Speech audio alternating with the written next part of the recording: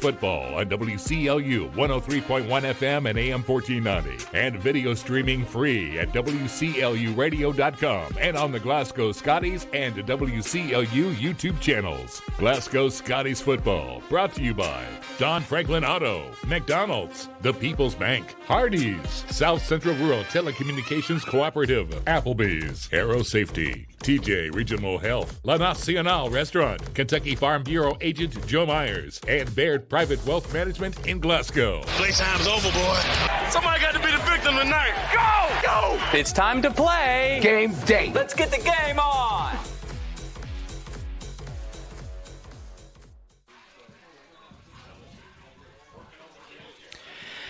Good Thursday evening, everybody, and welcome here to the campus of Glasgow High School here at Hank Royse Stadium, where the Glasgow Scotties are about to open up district play tonight as they entertain the Adair County Indians. Joe Myers, soon to be joined here by Larry Alexander and Bruce Tribune for our broadcast.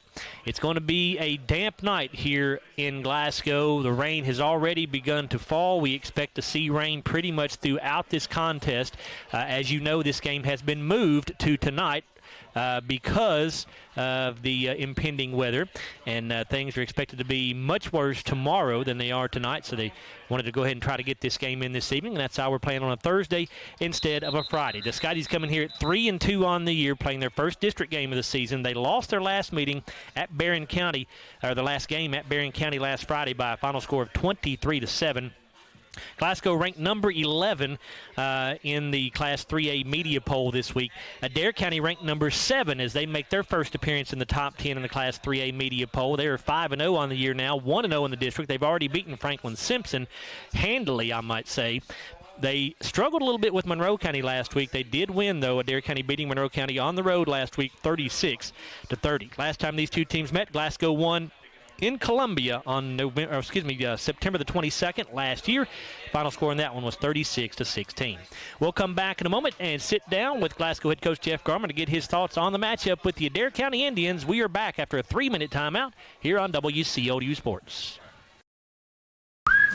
When the classic flavors of bacon, lettuce, and tomato meet the classic goodness of Hardee's Frisco lineup, you get instant summer favorites. Introducing Hardee's Frisco BLT Angus Burger and Frisco BLT Hand-Breaded Chicken Sandwich. At Don Franklin, we're about more than just selling cars. We're about families, generations of them. Founded by my parents in 1968, we've been here growing alongside you. From the first family car to the newest model for the next generation, our values of trust, care, and commitment are in every handshake, every deal. With over 5,000 vehicles to choose from, check them all out at DonFranklinAuto.com. Don Franklin, driven by family. Have you injured yourself playing a sport or exercising?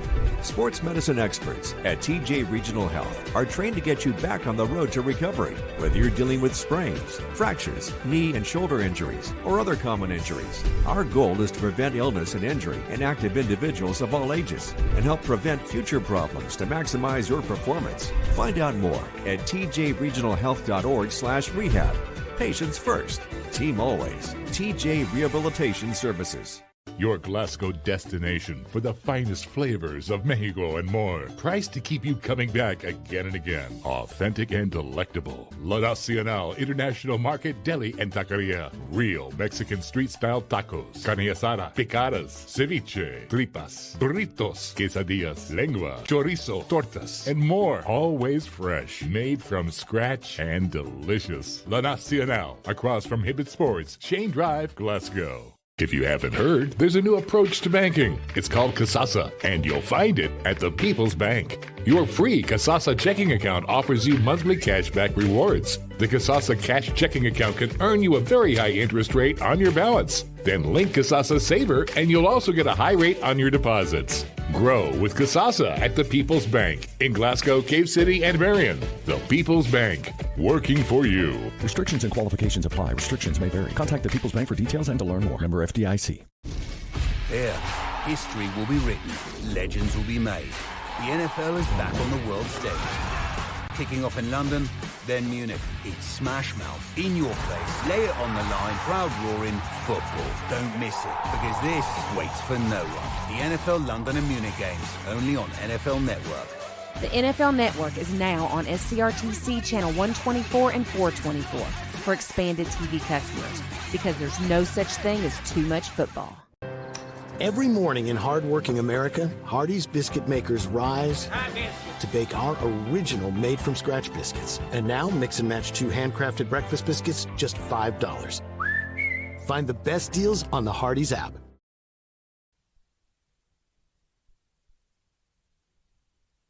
Welcome back here to Hank Royse Stadium. We're now joined by Glasgow head coach Jeff Garman here on the Don Franklin Auto Countdown to Kickoff show. His team about to take on the Adair County Indians in the opening game of district play for the Scotties. And Jeff, it's been a really wet week as far as the afternoons are concerned, and probably maybe a little challenge for practice. What kind of things have you all had to do, adjustments maybe you've had to make in practice this week? We were able to go outside on Monday, and then we had to go indoors on Tuesday. I think we're going to try to get outside on Wednesday, so we just got to kind of play it by ear and see how it goes. It's not as much right now as the rain as it is the lightning that's not allowing us to be able to go outside.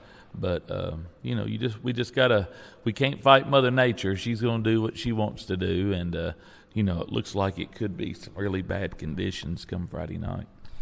Let's talk about those conditions, Jeff. I mean, obviously nobody knows exactly what the weather's going to be like at the time that we're recording this, but do you feel like it has a negative effect on you guys or Adair County or more the other, or what do you think? I think it affects both teams. I mean, anytime you play in conditions like this, and from what I'm reading and what they're saying, it could be pretty bad. The last time I remember a storm like this coming through would have been about 16 or 17 maybe.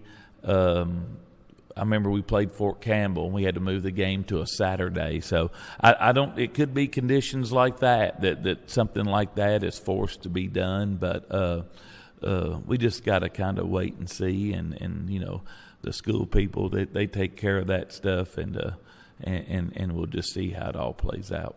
Looking back at last week's game against Barron, Jeff, obviously things did not go as everybody had hoped they had. If you're a Scottie fan, offense really struggled. Just 115 yards, just 7 points. Missed out on some good scoring opportunities. What kind of things need to change or needs to happen for you guys to be able to finish off drives with points more often? Well, I mean, it's score, and that's the name of the game. And when you get opportunities, you've got to execute. We had the ball down at the 5, didn't execute. One play was a shot play that we didn't even get to do anything because miscommunication on the play. So things like that, it just, I see us continuously, shooting ourselves in the foot when we got opportunities. It was the same story against Allen, having the ball down in the red zone and not being able to score. And when you get those opportunities, it's challenging that when you don't score, when you have opportunities. As far as the yardage and stuff goes, I don't pay a whole lot of attention to that. When you're starting on the 50-yard line every time and the other team's starting on the 20, there's going to be a yardage difference at the end of the game. To me, it's about execution. It's about when you get the ball down there inside the 20, you've got to find a way to score, and we just haven't done that yet. Campbell left the game in the fourth quarter with an injury. I know you've mentioned that Jarek Martins is kind of dealing with an injury right now as well. What are the status as of now? What you know right now? What's the status for those guys? Well, as of right now, I mean it's kind of unknown in the air. I think Jarek's supposed to practice today. I'm not for sure on Cameron how he's feeling, but they're both up. They're both moving around. They're both doing things. It's just some more. I want to use the word tightness more than anything. So, we'll just see how the week plays out and see if they're good to go or not. You guys were really intentional about getting Jarek Martin more touches last week, Jeff. Used him as a wildcat quarterback, line him up in the backfield some. Did you like what you saw of that, and do you think we'll see more of that going forward? Well, I mean, I like that Jarek had the ball in his hands and had opportunities to make plays, and when he did, for the most part, it seems like he did make plays, and that's a good thing. You know, we were still able to throw the ball to him. We were able to use his legs some and him running the ball, and I feel we have to keep him involved. But we can't take away from the other players, and that they still have to get their production to go along with Jarek. So it's a fine line of where we're at, and but you know, when you've got playmakers, you want to get them the ball and give them opportunities, and I thought Jarek took advantage of those opportunities Friday night. First 5 games, obviously you want to win them, Jeff, but in the reality, they really don't mean a whole lot. But now that changes tonight. It's your first district game. You start playing for postseason seeding. Very big game because of that, right? It is a big game, and you know, we take pride in competing in our district. It's a tough district. If I'm not mistaken, out of the top 12, 13 teams in 3A, 4 of them's in our district. So it's one of the tougher districts, I think, in 3A. I don't think one team's heads and tails a lot better than any other. So I think we've got a chance. We just got to go out and execute, play our game, and we just got to play better and get some good fortune to turn our way. You know, a win changes a lot of things, but like you said, if I graded us about halfway through, we're halfway through the season. We're 3-2. Probably won 3 games that we deserved to win. I thought we played well enough to win, and then 2 games we lost. I don't think we deserved to win. We didn't play well enough, and we just have to play better. First thing that stands out to me about Adair County when I look at them, Jeff, is their experience. They've got 18 seniors. They return 9 starters on offense. They return 8 starters on defense from last year's ball club. Seems like you guys have faced that all year long. Seems like everybody's had more experience. So this will be another game when you guys will have to overcome that, won't it? Well, it will, and you know, that's kind of becoming the motto.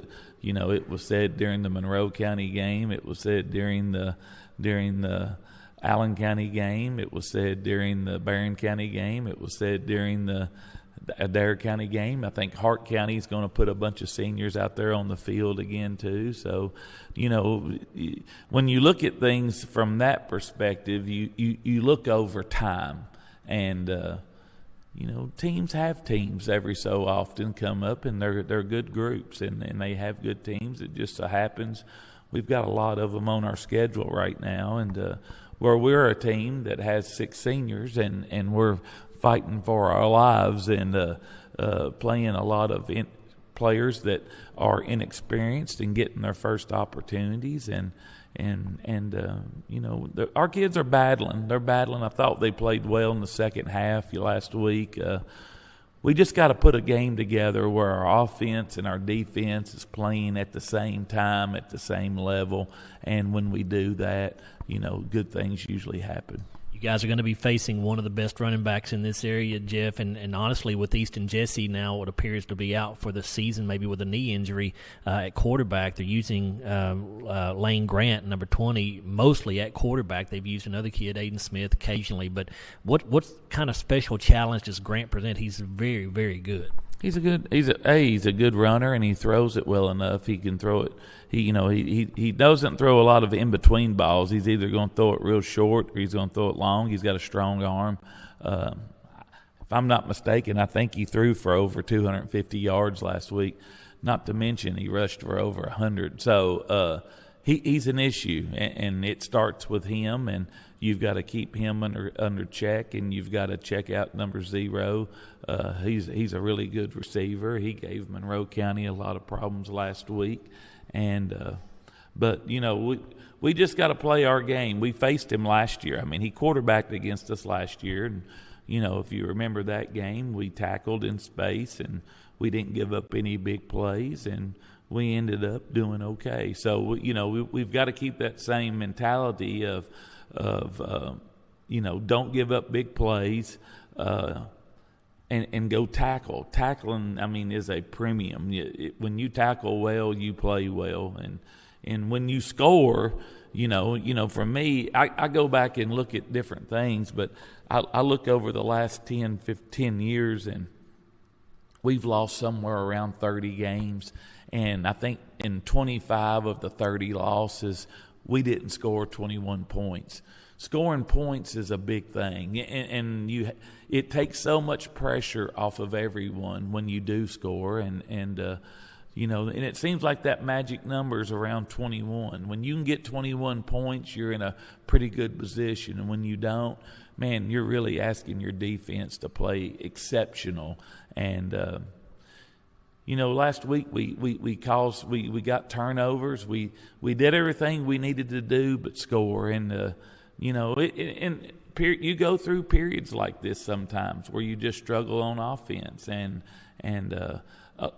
it's okay if you're not self-inflicting some of your wounds. I feel like we are self-inflicting some of our wounds by either turning the ball over or getting a holding call in an inopportune time, or lining up offsides, or illegal shift, or whatever you want to call it. I've about seen it all so far this year, that we've kind of just hurt ourselves. So if we dig in and play a clean game, and I think there's potential for us to really get some wins behind us here for the next few weeks. Good luck tonight, Jeff. Thank you. That's Scottie head coach Jeff Garman. When we come back, we'll be joined by Larry Alexander and Bruce Dubuque. We'll also give you the starting lineups here on the Don Franklin Auto Countdown to Kickoff show. We're back after a 3-minute timeout on WCODU Sports.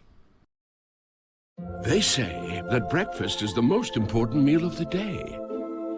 Well, they are correct.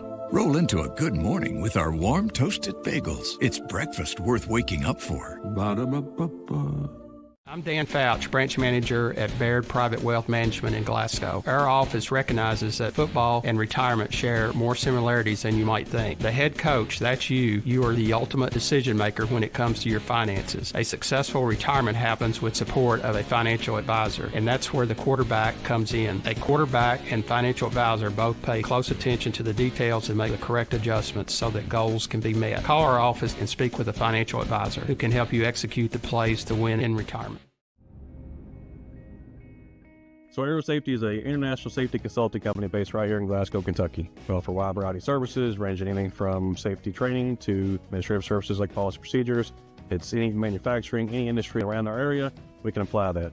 And we can also make everything site-specific to the customer. So we make sure we're incorporating the company's policies, procedures, applicable hazards, equipment, things like that it's make it more relevant and engaging for the customer. Aero Safety is here to keep your employees safe and keep your business headed in the right direction.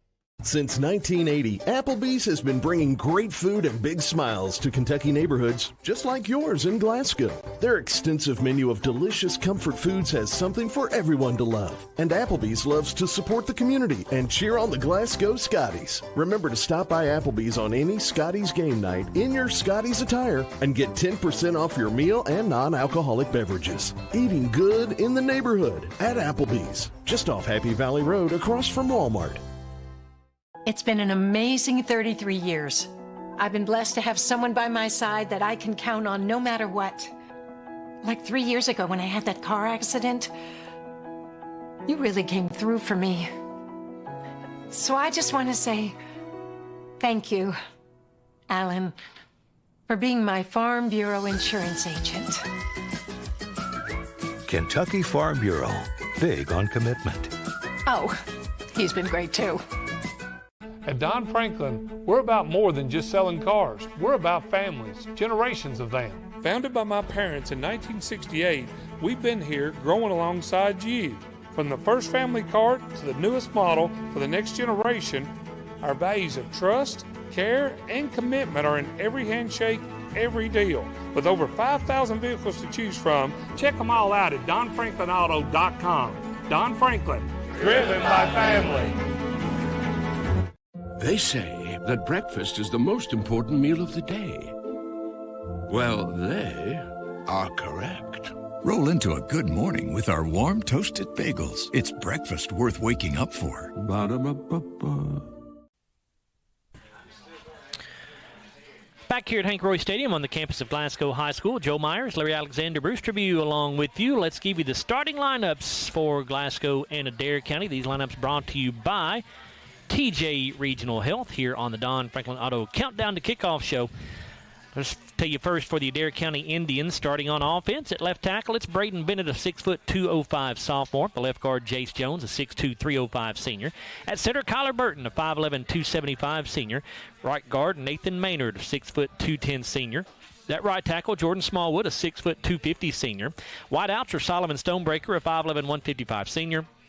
Caden Wasson, a 5'11", 175 senior. Brylan White, a 6', 165 senior, and Jaden Miller, a 6', 165 senior.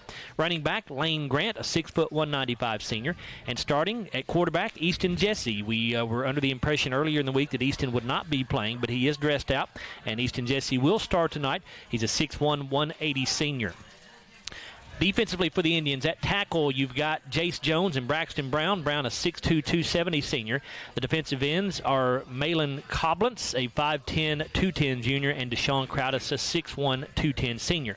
Linebackers are Lane Grant, Nathan Maynard, Ryder Rogers, he's a 5'10", 215 junior, and Tristan Mullins, a 5'11", 185 sophomore.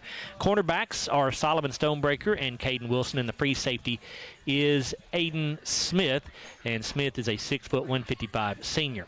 Head coach for Adair County, Steve Stonebreaker. In his second season with the Indians, he has a record of 12-4. Now your starting lineup for the Scotties, brought to you by TJ Regional Health. On offense at left tackle, it's Jordan Huffman, a 6', 270 sophomore. The left guard, Keaven Massey, a 6'1", 241 junior. At center, Parker McGowan, a 6'2", 344 senior. Right guard, Justice Payton, a 5'7", 220 senior. The right tackle, Javion Twyman, a 5'10", 225 junior. Tight end, Grayson Bartley, a 6', 160 junior.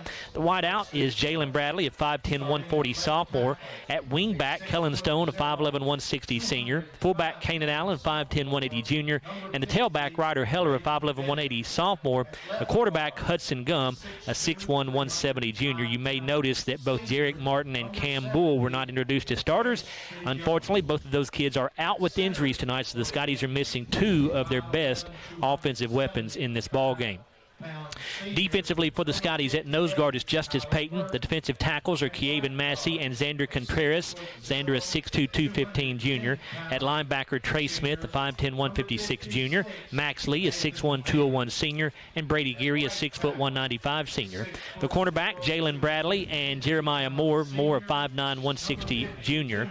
The left safety, Ryder Heller. Middle safety, Kellen Stone. Right safety, Kanan Allen.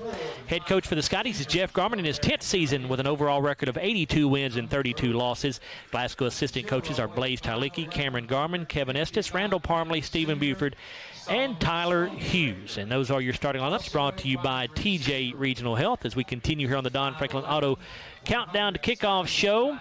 We bring in Larry and Bruce now to talk a little bit more about this matchup. And Larry, going to be wet. It looks like actually, well, it's still raining a little bit. It's not raining quite as hard as it was a little bit earlier, but we do expect rain pretty much throughout this ball game. We'll see who that affects more. Yeah, it's going to rain for a day, for about 2 days, It looks like, according to the weather. Very important game for the Scotties, no doubt about it. And to be without two of your best offensive weapons, it's going to be a hard task for the Scotties.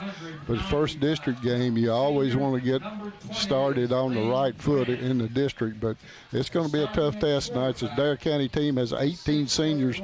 They're very well coached, and they're a good football team. Yeah, anybody go beat Franklin at Franklin, they're pretty good. Beat them to death. And they have 9 seniors on offense and 8 that start on defense. This is a very experienced Adair County ball club. Bruce, Class 3A District 2 is very possibly the toughest district in Class 3A. On top of that, you got 4 teams in the top 13 of the new media poll and 4 out of the 5 teams in the top 14 of the latest RPI rating. So this district is no joke. It isn't. I've got to make one correction before I start. I said hello to my granddaughter, Josie, last week. I've got 4 grandchildren. I got in a lot of trouble. So I need to say hello to Addie and Cooper, Josie and Lizzie, who are all listening tonight. I didn't think they were all listening, but now that we've got that straightened out, no, this is probably one of the toughest districts in 3A, and it's a battle every night you go out. And with the rain and our injuries, we will probably have to play our best game of the season to get a victory here tonight. Scotties, as we said, missing some key pieces. Campbell and Jarek Martin out with injuries. Jared Malagon is not going to be here, at least for the first part of the game. Of course, the game was moved from Friday to Thursday. The soccer team has a game tonight, and Jared is part of the soccer team, so he was going to, my understanding is he's going to try to get here maybe by halftime. But the Scotties will be without their very dependable place kicker for at least the first half of this ball game. So, you know, lots of pieces missing tonight for the Scotties, but that just means more opportunities for other kids. We expect to see a little bit more wing T look on offense tonight because of the personnel that is not available and because of the kids that are available. Also going to see kind of a running back by committee approach, we understand, from what we've heard from Coach Garman. So, Larry, the Scotties trying to rebound off that disappointing performance at Barron County. The offense managed just 7 points. They only had 4 first downs, 115 total yards, only had the ball for 34 plays in 15 minutes and 34 seconds. Yeah, well, it's been a season so far of missed opportunities. Even with the first three wins of the season, we have missed a lot of opportunity to score. And then against Allen County and Barron County, we missed numerous opportunities to score. You get it first down and goal at the 5-yard line, 6-yard line, and can't score. You got some problems, and we got to get those problems fixed. Jeff hit on it in the pregame. You got to score some points to win. You got to put the ball into the end zone. Let's go ahead and wrap up our Don Franklin Auto Countdown to Kickoff show. When we come back, we'll be just about set for football for you here from a damp Hank Royse Stadium here in Glasgow. We're back after a 3-minute timeout here on WCLU Sports. Your Glasgow destination for the finest flavors of Mexico and more. Priced to keep you coming back again and again. Authentic and delectable. La Nacional International Market Deli and Taqueria. Real Mexican street-style tacos. Carne asada, picadas, ceviche, tripas, burritos, quesadillas, lengua, chorizo, tortas, and more. Always fresh. Made from scratch and delicious. La Nacional. Across from Hibbett Sports, Shane Drive, Glasgow. Have you injured yourself playing a sport or exercising? Sports medicine experts at TJ Regional Health are trained to get you back on the road to recovery. Whether you're dealing with sprains, fractures, knee and shoulder injuries, or other common injuries, our goal is to prevent illness and injury in active individuals of all ages and help prevent future problems to maximize your performance. Find out more at tjregionalhealth.org/rehab. Patients first, team always. TJ Rehabilitation Services. If you haven't heard, there's a new approach to banking. It's called Kasasa, and you'll find it at the People's Bank. Your free Kasasa checking account offers you monthly cashback rewards. The Kasasa cash checking account can earn you a very high interest rate on your balance. Then link Kasasa Saver, and you'll also get a high rate on your deposits. Grow with Kasasa at the People's Bank in Glasgow, Cave City, and Marion. The People's Bank, working for you. Restrictions and qualifications apply. Restrictions may vary. Contact the People's Bank for details and to learn more. Member FDIC. There, history will be written. Legends will be made. The NFL is back on the world stage.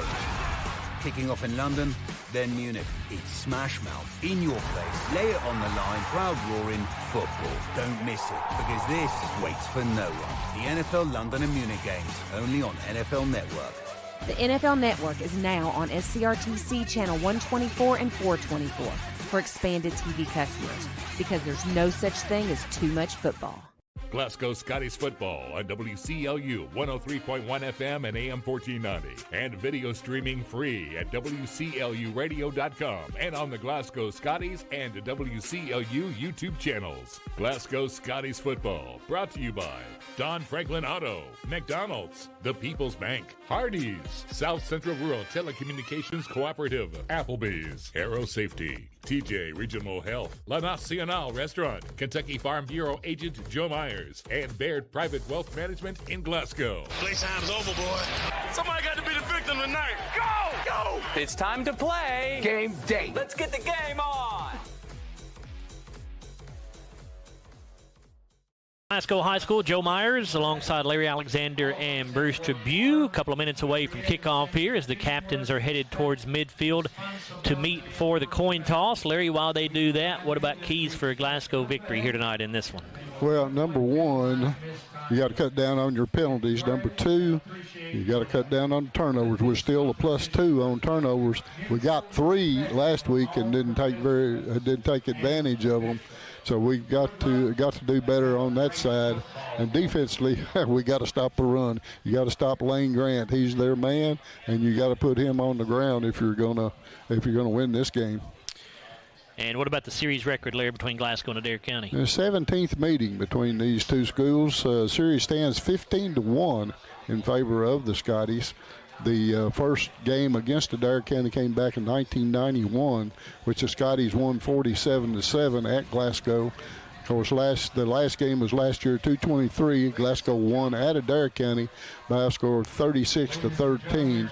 Only loss to Adair County came in 1997 by a score of 20-13. Thank you, Larry. Bruce, were you watching the coin toss by any chance? They won the toss, and they will receive. Okay, so Glasgow will get the ball in the second half. So here come the Scotties onto the field here. Glasgow wearing their all Columbia blue uniforms tonight with white numerals and letters. The royal blue Scottie helmet with the familiar white Scottie paw on each side of the helmet.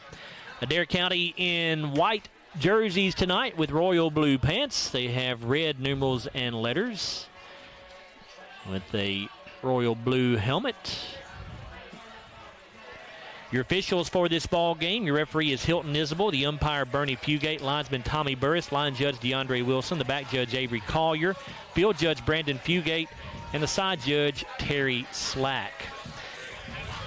Again, if you're just joining us and missed the pregame coverage, the Scotties without 2 of their best offensive weapons tonight, Cam Bull and Jarek Martin, both will have to sit this game out with injuries. So the Scotties will have to overcome that. Also, Easton Jesse is starting tonight for Adair County. Easton, of course, went down with an injury a couple of games ago, but he is wearing a knee brace, and he's going to give it a go tonight. This will be his first time, I think, out on the field since that injury. So we'll see how effective Easton can be. I'm surprised if he runs the ball a whole lot. Of course, Easton, when he's healthy, is a pretty good runner. Yep. But we'll see how active he's able to be running the football tonight. Probably not much, if I had to guess, but we'll see. I wouldn't think so, but he is a really good runner when he's healthy. There's no doubt about it. He really read the ball well at Glasgow.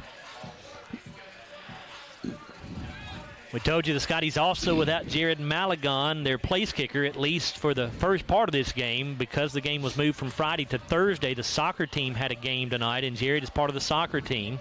So he was hoping, my understanding is, to be here maybe around halftime. But for the time being, Kanan Allen will kick it away for the Scotties.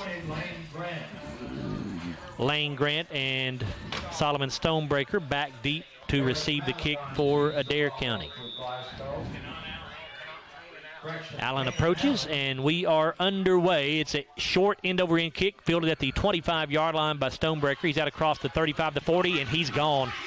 40, 30, 20, 10, 5, end zone, touchdown Adair County. Boy, that was right up the middle.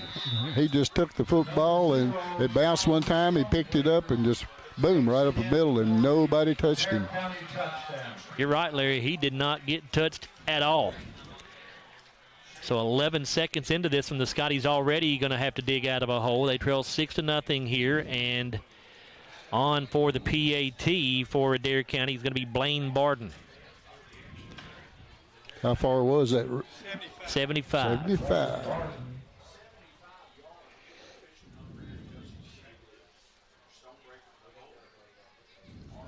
Stonebreaker, the holder here, taking a while to get this ball snapped. There it is.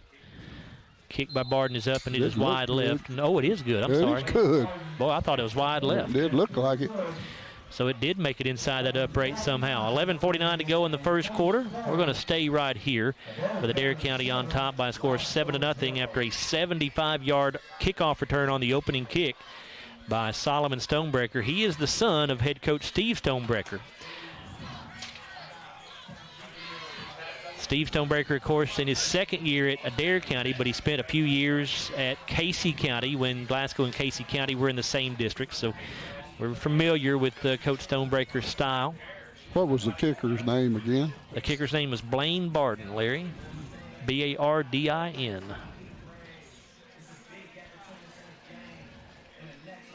The Scotties will send Jalen Bradley and Kanan Allen deep on the kickoff return team. Of course, Jarek Martin and Cam Bull are typically back there.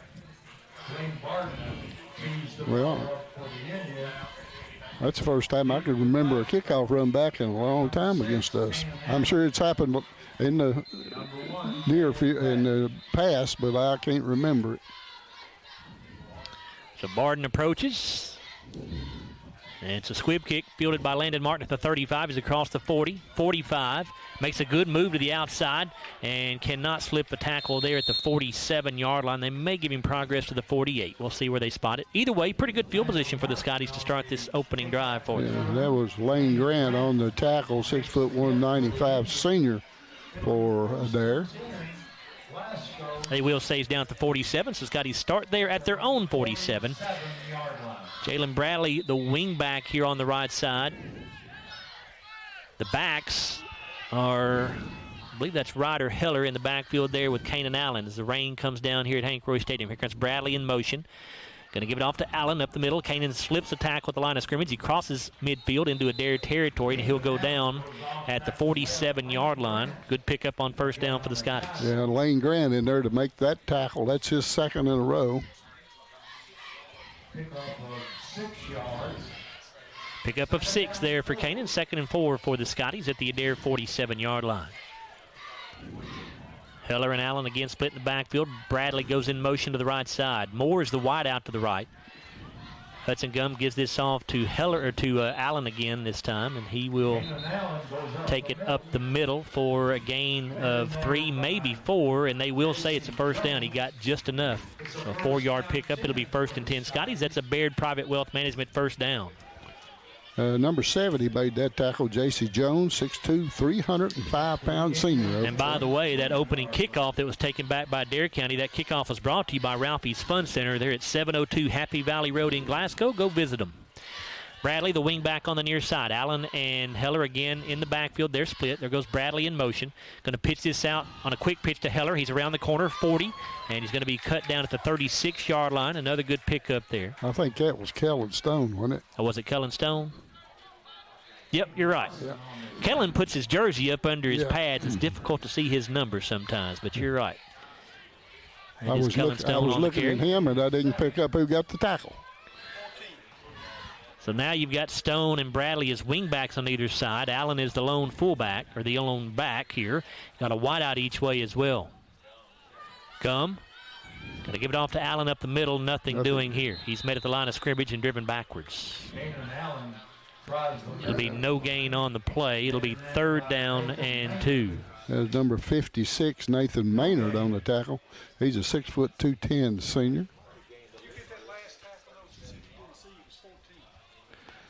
Bruce tells me at number 14, Caden Watson got that tackle on the previous play. He's another senior. I don't think he got anything but seniors. Backs are split here. Hudson Gum going to give this off to Jalen Bradley on a sweep around the left side, and he's going to get back to the line of scrimmage. That's it. Adair County defender was there to turn him back inside, and the Scotties will immediately have a 4th down here that they'll go for. 4th down and a very long 2, maybe closer to 3. Lane Grant made his 3rd tackle on that play.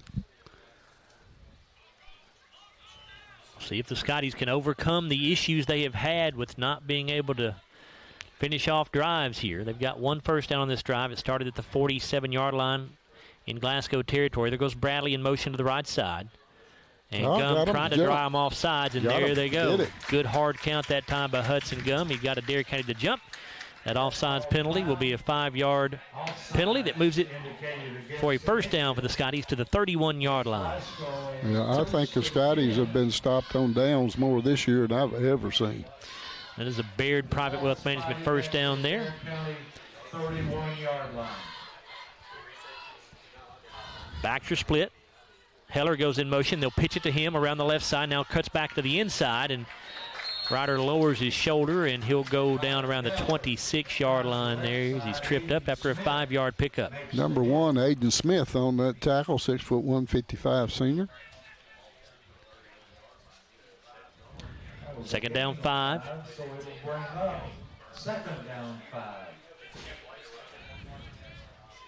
Rain coming down at a pretty good clip here. Not pouring by any means, but it's not a light rain. Gum under center with a wing back each way. Going to pitch it off to Jalen Bradley.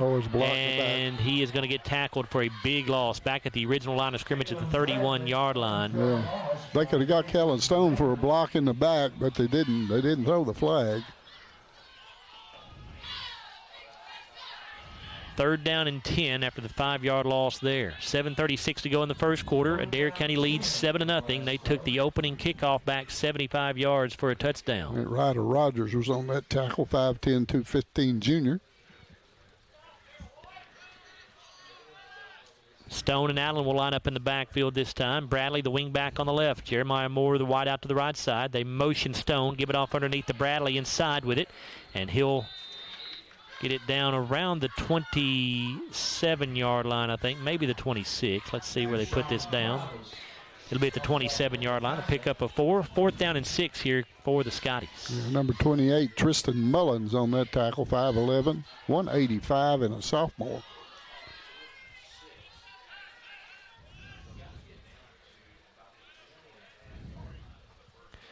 Scotties will try again here on 4th down. They got Adair County to jump on their last 4th down play. 4th and 6 here. Gum under center. Fakes the handoff. Gum keeps it around the left side. He's got all kinds of room. He'll have his first down, I think, because he's going to get to the 20-yard line, and that's what he needed. He needed the 21. So he does have a first down after a 7-yard pickup. Yeah, nice fake up into the line, and he just kept it. He faked to the right side of the formation, came back left. Got a good run. Actually, they're going to give him the 19, so make it an 8-yard pickup. First down and 10 for the Scotties from the Adair 19-yard line. 6:15 to go, 7-0 lead for Adair County. We're in the first quarter. That was a Baird Private Wealth Management first down. Gum under center, backs are split. Here's the give to Kanan Allen up the gut with it. And Kanan will get a yard or two. Give him 2 to the 17-yard line. It'll be second down and 8. Yeah, Tristan Mullins on that tackle. That's number 2 for him.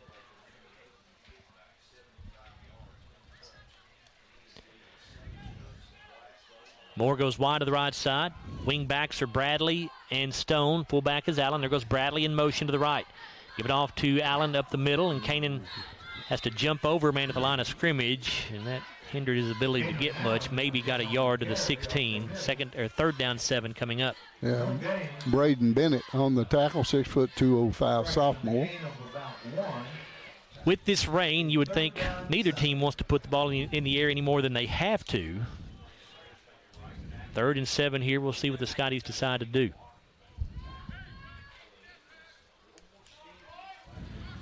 Again, Moore the wide out to the right side. Stone lines up in the backfield with Allen this time. Bradley the wing back on the left. They'll put him in motion. Hudson Gum has the snap, and he will throw a play action under pressure immediately, and he's going to be slung down for a sack. Back at the 20, we're going to spot him down at the 27-yard line. Gum had 0 chance right there. That defender did not get touched. Yeah, Deshaun Crowdis is the man that made the tackle, 6'1", 210 senior, but Hudson didn't have a chance that time. He came untouched into the backfield. If somebody blocks him, he's got all kind of room to run. Scotties have 4th down and 4th and about 17 here for the Scotties. Got to get to the 9-yard line. So not a lot of plays in the book for 4th and 17. We'll see what Glasgow comes up with here. Gum in shotgun. 2 receivers to the left side, 2 to the right.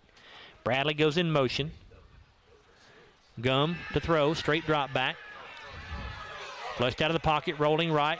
Hudson going to try to run with it down the right sideline, and he's not going to make it. Takes a hit as he goes out of bounds, and the Scotties will turn the football over on downs. And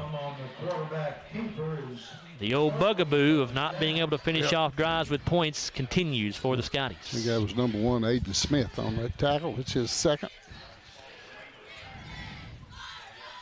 It's just been a constant problem for this offense the last 3 ball games. 1st and 10 for Adair County as they will take over at their own 14-yard line here. Easton Jesse in at quarterback. He's in shotgun formation. 2 receivers to the right, 1 to the left.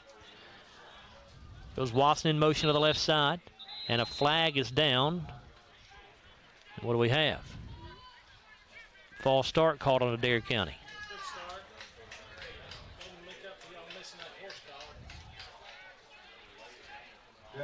Five-yard penalty moves the ball back to the 9-yard line. It will be 1st and 15. 3:30 to go here in the first quarter of play. Adair County leads 7-0. Jesse will sit up under center now. Grant, the lone running back, going to give it to him. He'll go off right tackle. Grant makes the man miss. Now going to be gang tackled as he gets to about the 15, maybe the 16-yard line. Yeah, that's number 60, Kevion Massey, for the tackle, 6'1", 241 junior. Give him the 16, so pick up of 7 yards there. It'll be 2nd down and 8.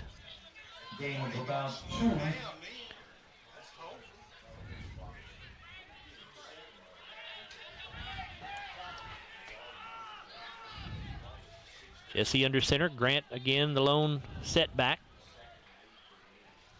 1 receiver each way. Now wingback sets up on the left side. Jesse hands it off to Grant, trying to get around the left corner. Scotties play it very well. Going to stack him up in the backfield for a loss. Or at least no gain for sure. Looks like Kanan Allen in there on the bottom of that pile. That's a good stick for him. His first tackle, 5'10", 180 junior. They will say he made it back to the line of scrimmage, so it'll be 3rd down and 8. Yeah, big play for the Scotties right here. Field position on their side if they can make them punt.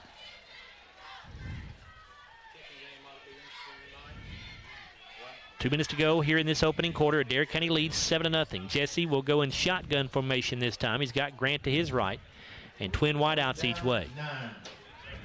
3 down linemen for the Scotties. Jesse to throw. Looking over the middle, and it's going to be overthrown. He was open, but he just way overthrew it. Intended that time for Jaden Miller. Jeremiah Moore was on the coverage there for the Scotties, and that'll bring up 4th down and 8. Adair County will send the punting unit in.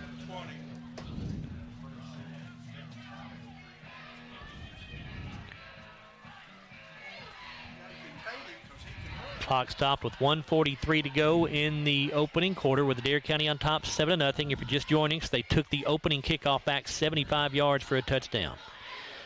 Lane Grant, who is a terrific running back, is also the punter. Does everything. You wouldn't think they would fake it here on 4th and 8 from deep in their own territory, and they Good don't. Kick. Fielded and dropped by Bradley, and he's going to have to fall on it back at the 38-yard line. Probably going to see a little bit of that tonight with this wet football. Jalen was going to have a chance to return that one, but could not come up with it cleanly. And then just falls on it back at the 37-yard line. Scotties will start right there, a 43-yard punt with no return. Yeah, that was a nice kick, a nice spiral.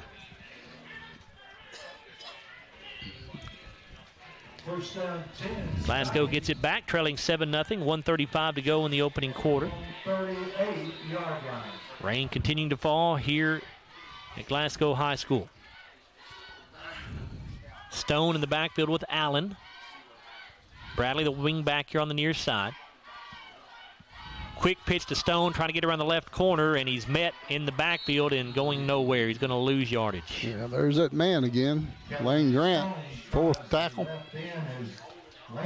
Be a loss of a yard back to the 36. Well, actually, loss of 2 yards because the scrimmage, I guess the original line of scrimmage was the 38 instead of the 37, so it's a loss of 2. It'll be 2nd down and 12 here. Well, Grant has to be in very good shape, doesn't he? He plays every play. He's a good basketball player, too. He's just a good athlete. 2nd down, 12 here for the Scotties. Gum under center. Backs are split. Bradley in motion. They fake to him, give to Allen up the middle, and not much. Got back to the original line of scrimmage, I think, around the 38. So it'll be 3rd down and 10. Deshaun Crowdis on that tackle. That's his second of the night. Gain of about 2.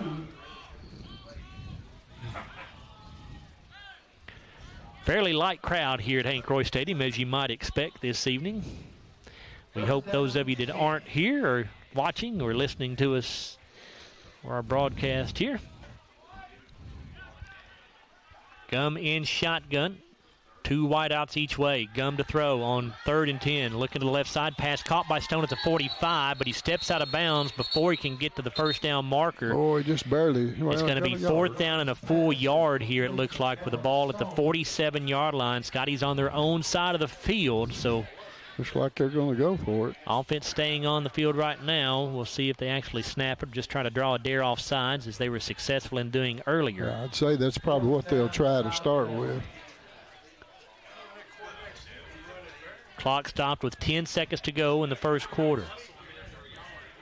4th down and a full yard here. Gum under center.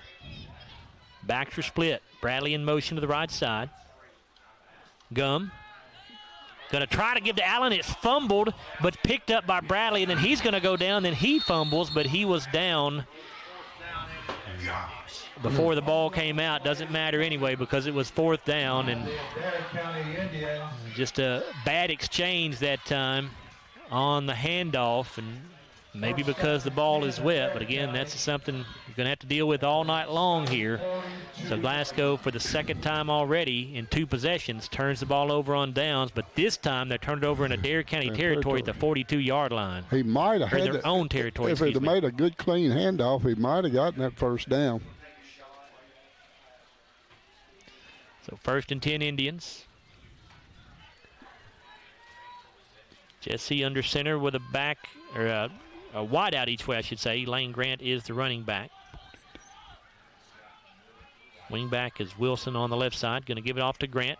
He'll bounce it to the outside. Gets the 40, the 35. A flag is down. This one's probably coming back. It's a 1st down for now, but we'll see if it stands. Typically in the area of holding there.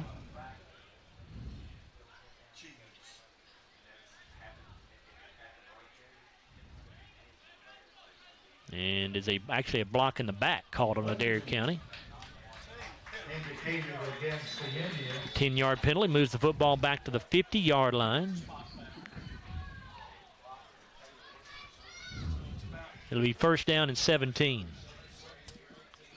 At the end of the first quarter, it's Adair County 7.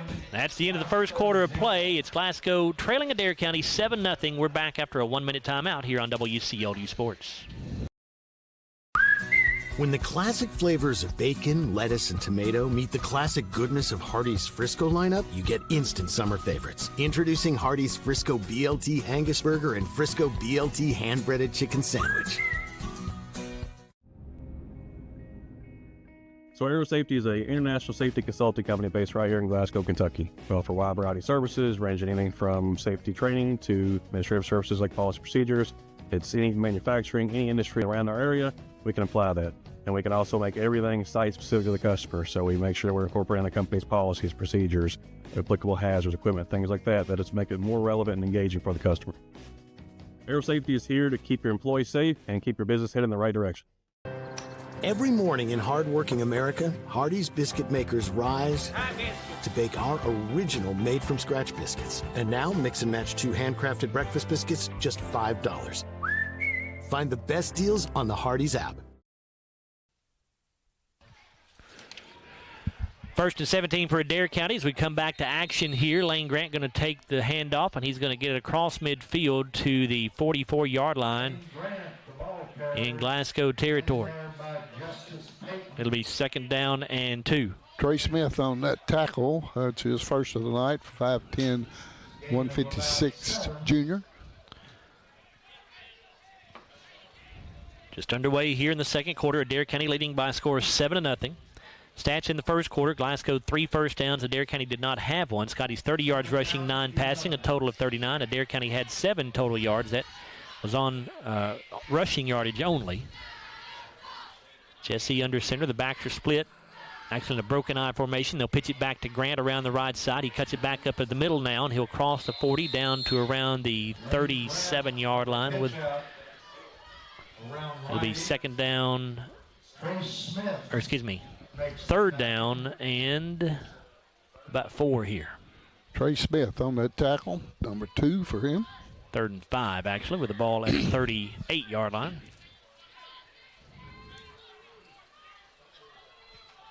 Lane Grant's going off the field limping.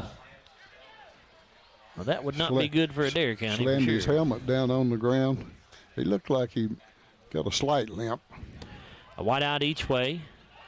Rogers, I believe, has replaced him at running back. Jesse to throw. It's caught by Stonebreaker at the 30.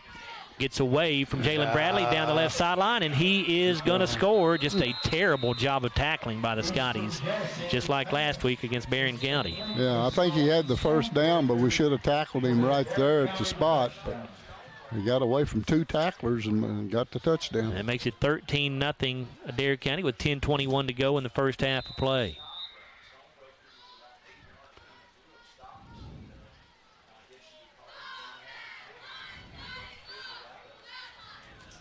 Blaine Barden in to try the extra point here.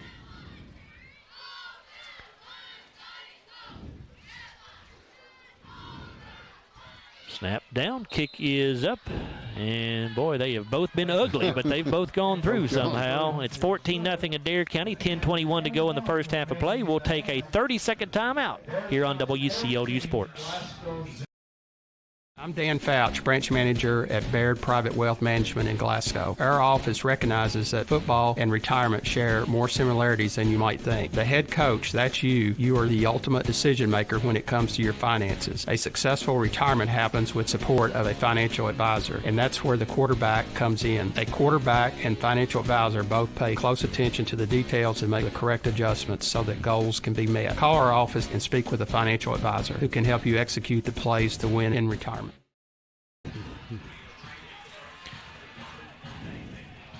That scoring drive for Adair County after Glasgow turned the ball over on downs in their own territory. 3 plays, 55 yards. Ended up being 55 yards because of a penalty that moved the ball back into Adair County territory. Scoring play was a 37-yard touchdown pass from Easton Jesse to Solomon Stonebreaker. The extra point good by Barden. 14-0 Adair County. 10:21 to go in the first half of play. Barden set to kick this thing away.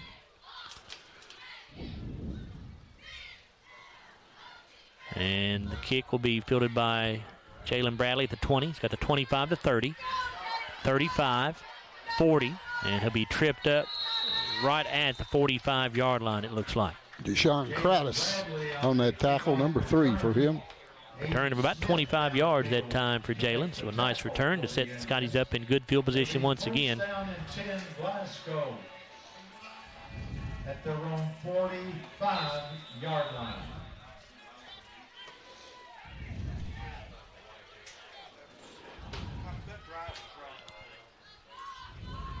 Gum under center. Gives off to the fullback, who I believe was Kanan Allen. He'll get it up to the, actually that's Ryder Heller, I'm sorry. Ryder Heller on the carry. He'll get up to the 47-yard line, so he'll pick up a 3. Number, I've got a 53. After a gain of 3 yards. There's a 50, I don't 52 or 54, I can't remember. I thought there was a 53, but it's not. Gum under center. He'll put Bradley in motion to the left side. Backs are split. Gum fakes the handoff, keeps it around the left side, turns it upfield. He'll get across the 50 to the 48-yard line in Adair County territory. That's Deshaun Kratis again with a tackle. That's number 4.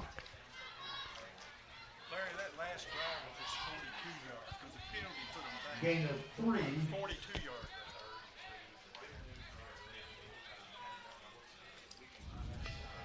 yards. Third down and 3 here for the Scotties at the Adair 48. 9:05 to go in the first half. Adair County leads 14-0 on a rainy night here at Glasgow High School. Here comes Kellen Stone in motion to give it up the middle here to Heller.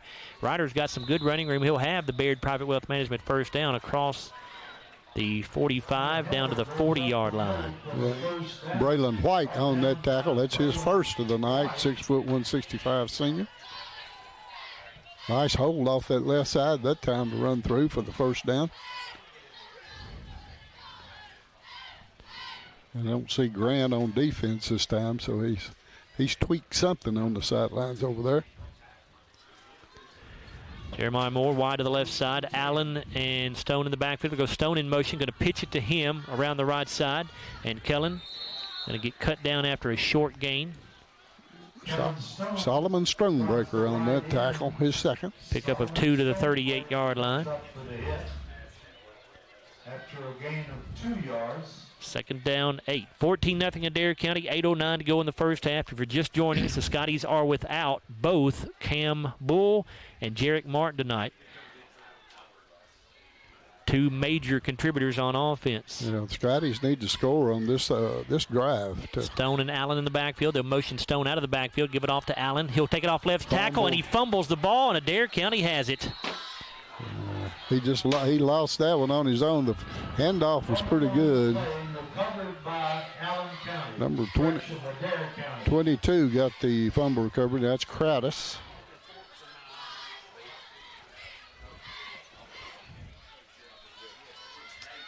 So Adair County will take it at their own 38-yard line, already on top 14-0.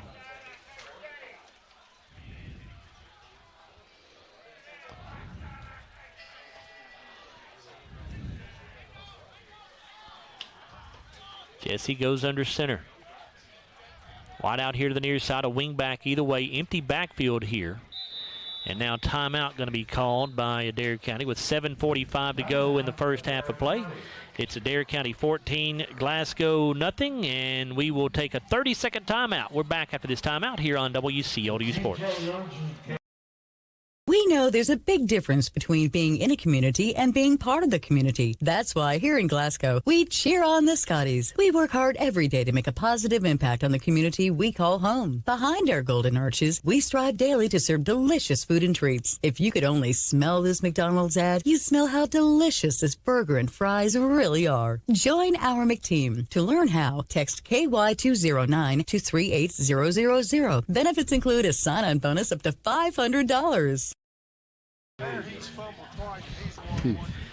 7:41 to go in the first half of play. 14-0 lead for Adair County over the Scotties. Glasgow just turned the ball over on a fumble, and so now Adair County takes the field here at their own 38-yard line, first down and 10. Lane Grant is not in the ball game right now for Adair County.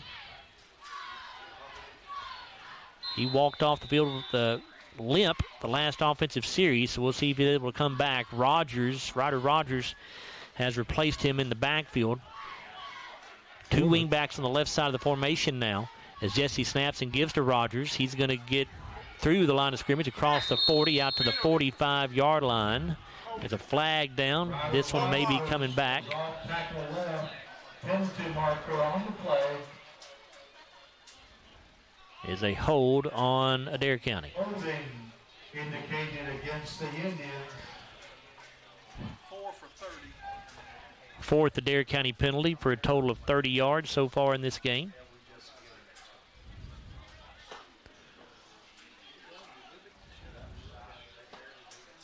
Penalty will move the ball back to the 29-yard line.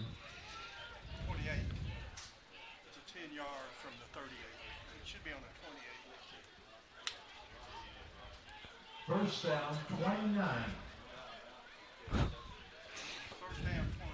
First and 20 here for Adair County. Jesse under center. He'll put Solomon Stonebreaker in motion.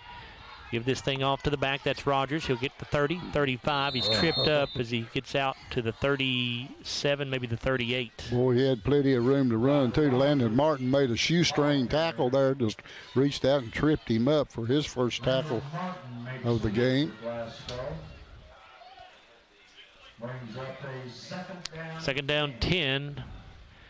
After a gain of 9 there, it'll be Jesse getting instructions from head coach Steve Stonebreaker over there on the sideline. Adair County does not huddle up. A wide out each way. Rogers the back. Jesse under center. Two tight ends here. Stonebreaker to the right side. Going to give to Rogers. He'll try to get around the right corner. He's going to be taken from behind by a defender for no gain, I believe. Yeah, that looked like number 28, Brady Gary on the tackle. 6 foot 195 senior.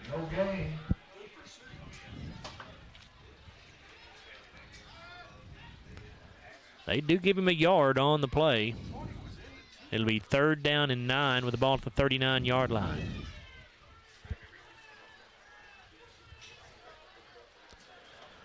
.546 to go in the second quarter. Adair County on top 14-0. Jesse in shotgun, twin receivers each way. Jesse to throw, under pressure, and he is sacked. Looks like Ryder Heller. Good pressure that time by the Scotties and good coverage by the secondary. Easton Jesse had nowhere to go with that football. It's a loss back to the 32-yard line. And it's 4th and about 17 here. And Adair County will send the punting unit in.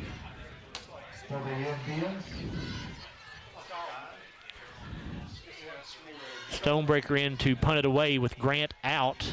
Lane Grant, the normal punter. But he is injured at the moment. We'll see if he comes back. Pretty good snap. It's a high, short kick. Will bounce at the 50 and take an Adair County roll inside the 40 to the 39-yard line.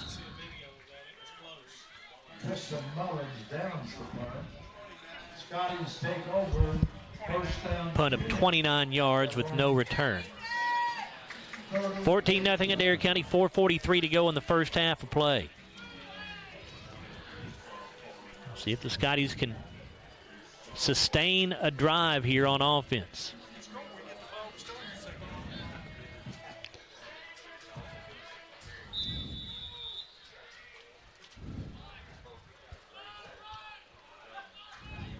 Got Kellen Stone in Wildcat formation here. 3 blockers off to the right side. Going to follow them. He'll try to get around the right corner, and he's going to be brought down. Horse collar. In the backfield, back at the 37-yard line, and Kellen went down awkwardly. Yeah, 28 graphics. Looked like he had a horse collar on that one.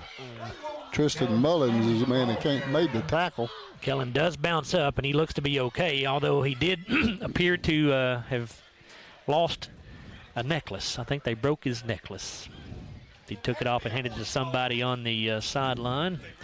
Loss of a yard. It'll be 2nd down and 11. Gum under center. Heller the fullback. Wing back on either side.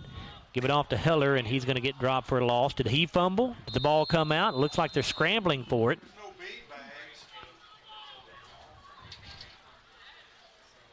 He did fumble, but they say Glasgow got back on it. Looks like 52 on that tackle. He's on the other page. That's a Jordan Smallwood, his first of the game. Senior, 250-pounder. No gain on the play. It'll be 3rd down and 11 for the Scotties from their own 38. 3.5 minutes to go in the first half of play.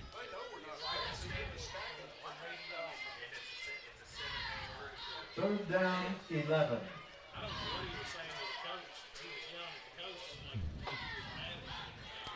Gum in an empty backfield here with 4 receivers off here to the right side, one to the left. They'll throw it out to Bradley, trying to do a wide receiver screen here, and Adair County plays it well. Jalen going to get a couple yards maybe. They're going to just get 1 to the 39. Ryder Rogers on the tackle.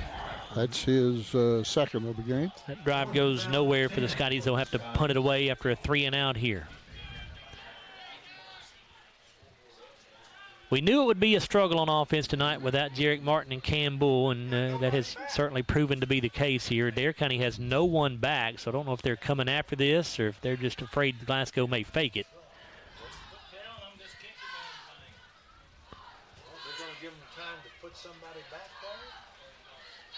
And Kanan Allen in to punt it away. It's a low snap, but Kanan plays it off one hop and bounces at the 35, takes a gigantic Glasgow roll.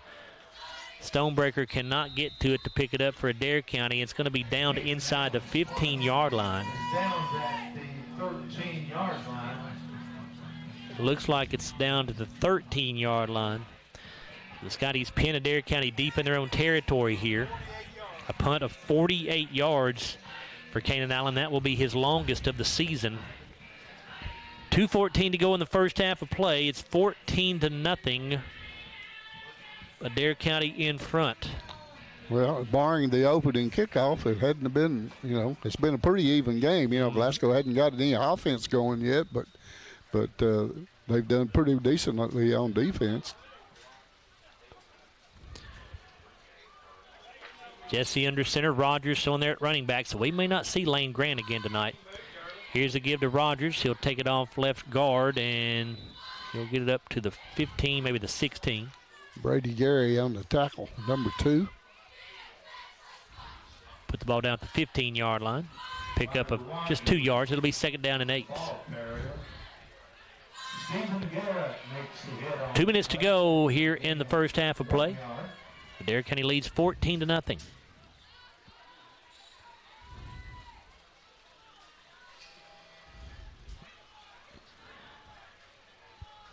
A wide out to each side. Rogers the lone setback. 2 tight ends. Jesse's under center.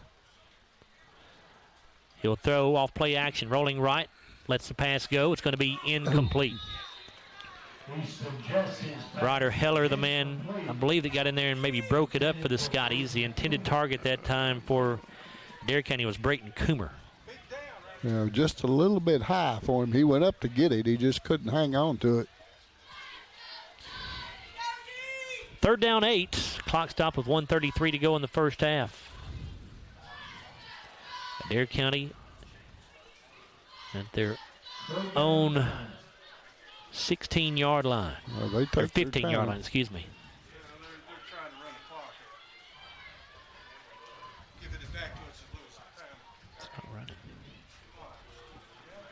Jesse under center.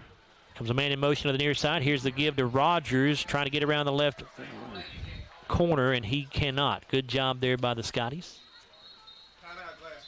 Rogers again, the ball player. I think that was right. I think it was Ryder Heller on the tackle. That's his 2nd tackle. And the Scotties will burn a timeout with 1:24 to go in the first half of play, trailing 14-0. This timeout brought to you by Applebee's. Tonight only, if you wear your Scotties attire to Applebee's, you'll get 10% off your meal and non-alcoholic beverages. Go by and see the folks at Applebee's tonight and eat good in the neighborhood. Again, wear your Scotties attire for 10% off. Be nice to get a turnover right here. It would, Larry. Scotties trail 14-0, 1:24 to go. Glasgow will have 2 timeouts left once they get the football back here. We've had a steady rain throughout this first half.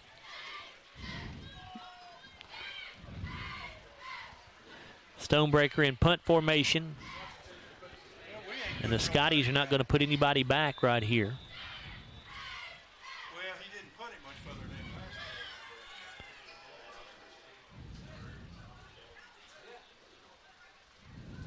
Snap a little high. Stonebreaker brings it down. He gets the kickoff. Bounces at the 34. We'll take an Adair County roll across the 40. And it'll be down at the Adair County 43-yard line. So Glasgow will start this drive in Adair County territory with 1:16 to play in the half, trailing by a score of 14-0. 43-yard line. It'll be 1st and 10 Glasgow from that point. 30-yard punt, no return. I'm trying to pick up Lane Grant on the sidelines, but I can't find him. Earlier he was in that tent, and then he came back out. Scotties will send 2 wideouts each way. Kanan Allen, the lone setback. Hudson Gummins, shotgun. 4-man front for Adair County. And now it's an empty backfield as Allen motions out to the left side. Setting up a screen here. It's going to be caught by Bradley at the 43. He's got the 40. 35, 30, 25, 20. Let's go. Makes a cut back to the inside, and he's down at the 15-yard line. A touchdown-saving tackle made that time by Solomon Stonebreaker. Yeah, I think if he cuts outside to the sidelines, he may have the touchdown, but didn't do it. He went the other way, and Stonebreaker made his 3rd tackle. Ball at the 14-yard line. 29-yard pickup there on the screen pass. 1st and 10, Glasgow at the Adair 14. 53 seconds to go in the half. Again, Glasgow has 2 timeouts. Gum under center. Backster split. They're going to give it off up the middle to Allen, and Kanan going to get hit and dropped after a very short gain, and Glasgow will burn one of those 2 timeouts right here. Number 44 on the tackle that time for Adair County. That will be Koblenz, Malon Koblenz. 5'10", 210 junior. This timeout brought to you by Applebee's. Make sure you swing by Applebee's tonight and get 10% off your meal and non-alcoholic beverages just by showing up in your Scotties attire and eating good in the neighborhood. Well, it'd be nice to put one in here to score here, and we're going to get the football. We'll come out in the 3rd quarter. If we're going to get in this game, we better do it now. Yep, need to score right here. Thank our sponsors here on WCLU during this timeout. They are Don Franklin Auto, TJ Regional Health, South Central Rural Telephone Cooperative, Baird Private Wealth Management, McDonald's of Glasgow, Aero Safety. Glasgow football also brought to you by Hardee's, Applebee's, Kentucky Farm Bureau Insurance Agent Joe Myers, Ralphie's Fun Center, La Nacional International Market and Restaurant, and by the People's Bank. 2nd down 9 for Glasgow. 43 seconds left in the half. Gum and shotgun, Heller to his right, 2 wideouts each way. Hudson going to throw. Looking into the end zone for Jeremiah Moore. It is caught. Did he stay in bounds? He did. Yeah, touchdown, Scotties. All right. Boy, it was a looping pass. I didn't know whether he was going to get to it or not, but he did.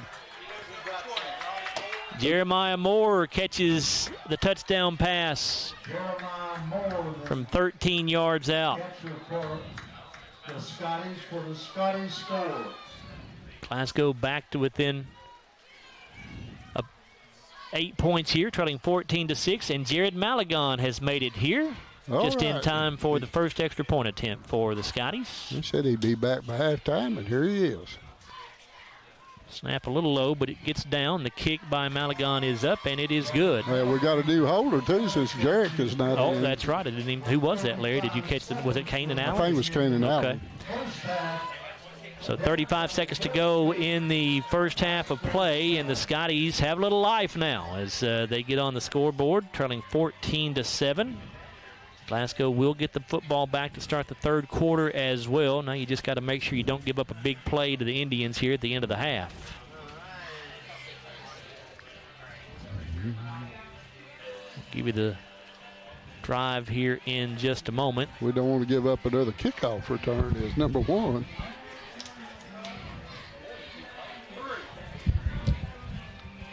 It was a 3-play drive for the Scotties. It goes 43 yards.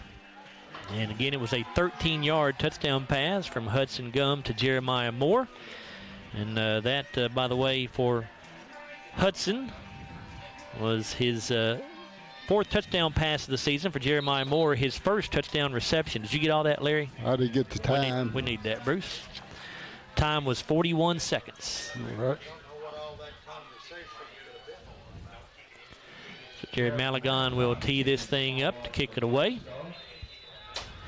Well, we don't want to kick it to 0 again, that's for sure. Aiden Smith, Solomon Stonebreaker, the deep men. It's a squib kick. And going to be fielded by Smith back at the 29. He'll cross the 30. It's a 35. 2 flags are down, and Smith now going to be run out of bounds before he can get to the 40-yard line. A 3rd flag comes in. So we've got at least 2 penalties on this kickoff return. I think Kellen Stone's the man that got him down over on the far sideline, but I don't know what these flags are for. I'm guessing 2 flags came in for the same thing because they both came in around the same time, and then one came in right near the end of the play. I'm guessing we're looking at 2 separate penalties here, maybe 3, but got 24 seconds left in the half.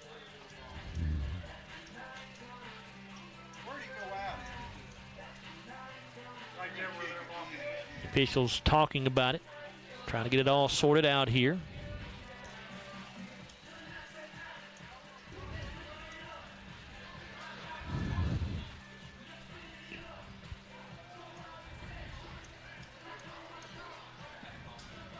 Rain continuing to come down here at Hank Royse Stadium. Lots of umbrellas up in the crowd. Official still talking this thing out. We got 2 flags up here where they're standing, and one back where they went out of bounds. I think the official's got it in his hand now.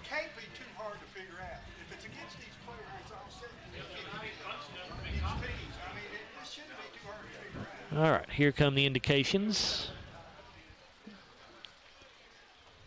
First is a block in the back on Adair County. Face mask. And so they're going to be offsetting penalties and will re-kick. Face mask and a block in the back. That's what the flag was for over on the far sidelines, I guess. So Malagon will re-kick it from the 40-yard line. So the ball will be re-kicked. 24.2 to go in the first half. 14-7 lead for Adair County.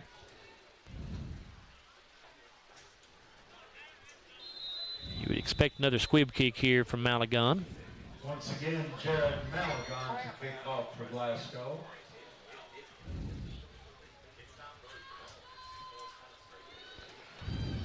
No, he does kick it deep this time. Smith going to field it back at the 20-yard line. 25, 30, 40, and he's gone. 20, 15, 10, 5, end zone, touchdown, Adair County. Wow. 2 in one game. I hadn't seen it in a long time.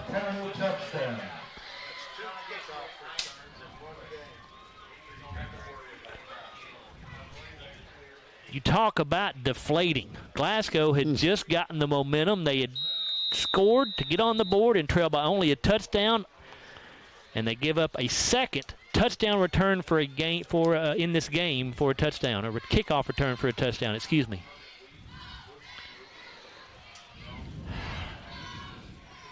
Blaine Barden on for the PAT.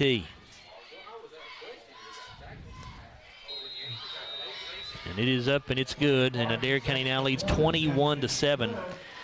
Well, the first kick from Malagon was a squib kick. Scotties decided to kick it deep that time, and they paid the price.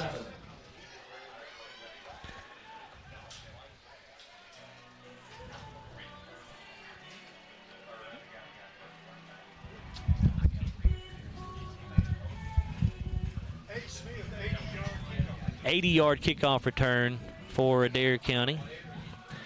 It was Aiden Smith on the return.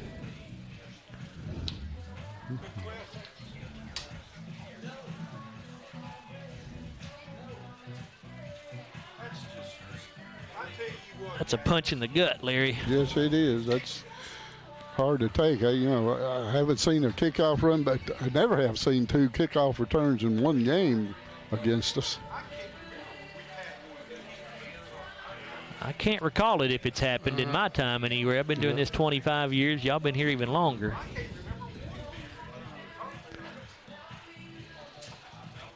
Yeah, I don't understand why he didn't squib kick that one. Both the kickoff returns have been, they catch it on full speed and they're just going right straight up the middle. Nobody's touching them.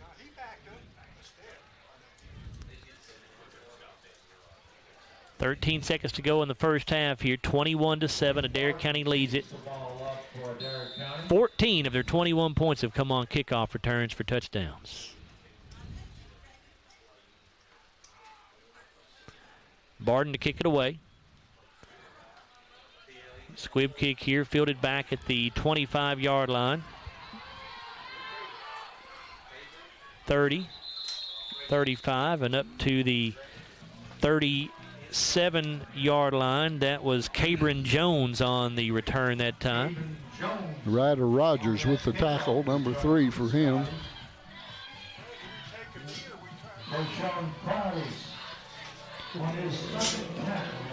Just 6.1 seconds to go here. You would expect Glasgow to just take a knee and go to halftime. They do get the football back to start the third quarter.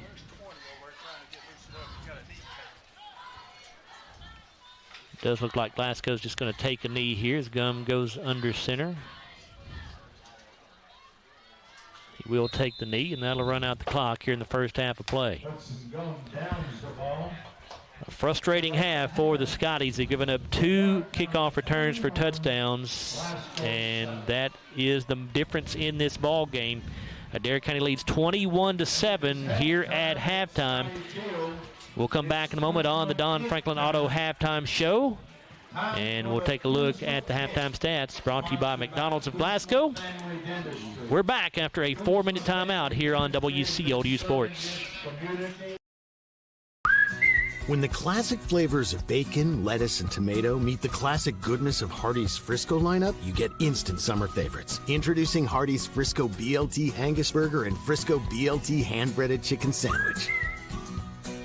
It's been an amazing 33 years. I've been blessed to have someone by my side that I can count on no matter what.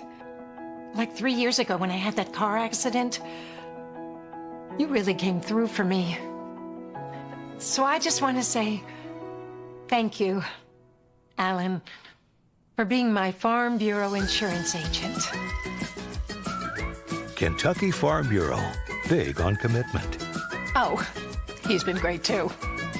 Since 1980, Applebee's has been bringing great food and big smiles to Kentucky neighborhoods, just like yours in Glasgow. Their extensive menu of delicious comfort foods has something for everyone to love. And Applebee's loves to support the community and cheer on the Glasgow Scotties. Remember to stop by Applebee's on any Scotties game night in your Scotties attire and get 10% off your meal and non-alcoholic beverages. Eating good in the neighborhood at Applebee's, just off Happy Valley Road across from Walmart. At Don Franklin, we're about more than just selling cars. We're about families, generations of them. Founded by my parents in 1968, we've been here growing alongside you. From the first family car to the newest model for the next generation, our values of trust, care, and commitment are in every handshake, every deal. With over 5,000 vehicles to choose from, check them all out at DonFranklinAuto.com. Don Franklin, driven by family. Your Glasgow destination for the finest flavors of Mexico and more. Priced to keep you coming back again and again. Authentic and delectable. La Nacional International Market Deli and Taqueria. Real Mexican street-style tacos. Carne asada, picadas, ceviche, tripas, burritos, quesadillas, lengua, chorizo, tortas, and more. Always fresh. Made from scratch and delicious. La Nacional. Across from Hibbett Sports, Shane Drive, Glasgow. Have you injured yourself playing a sport or exercising? Sports medicine experts at TJ Regional Health are trained to get you back on the road to recovery. Whether you're dealing with sprains, fractures, knee and shoulder injuries, or other common injuries, our goal is to prevent illness and injury in active individuals of all ages and help prevent future problems to maximize your performance. Find out more at tjregionalhealth.org/rehab. Patients first, team always. TJ Rehabilitation Services. If you haven't heard, there's a new approach to banking. It's called Kasasa, and you'll find it at the People's Bank. Your free Kasasa checking account offers you monthly cashback rewards. The Kasasa cash checking account can earn you a very high interest rate on your balance. Then link Kasasa Saver, and you'll also get a high rate on your deposits. Grow with Kasasa at the People's Bank in Glasgow, Cave City, and Marion. The People's Bank, working for you. Restrictions and qualifications apply. Restrictions may vary. Contact the People's Bank for details and to learn more. Member FDIC. Every morning in hardworking America, Hardee's biscuit makers rise to bake our original made-from-scratch biscuits. And now, mix and match 2 handcrafted breakfast biscuits, just $5. Find the best deals on the Hardee's app.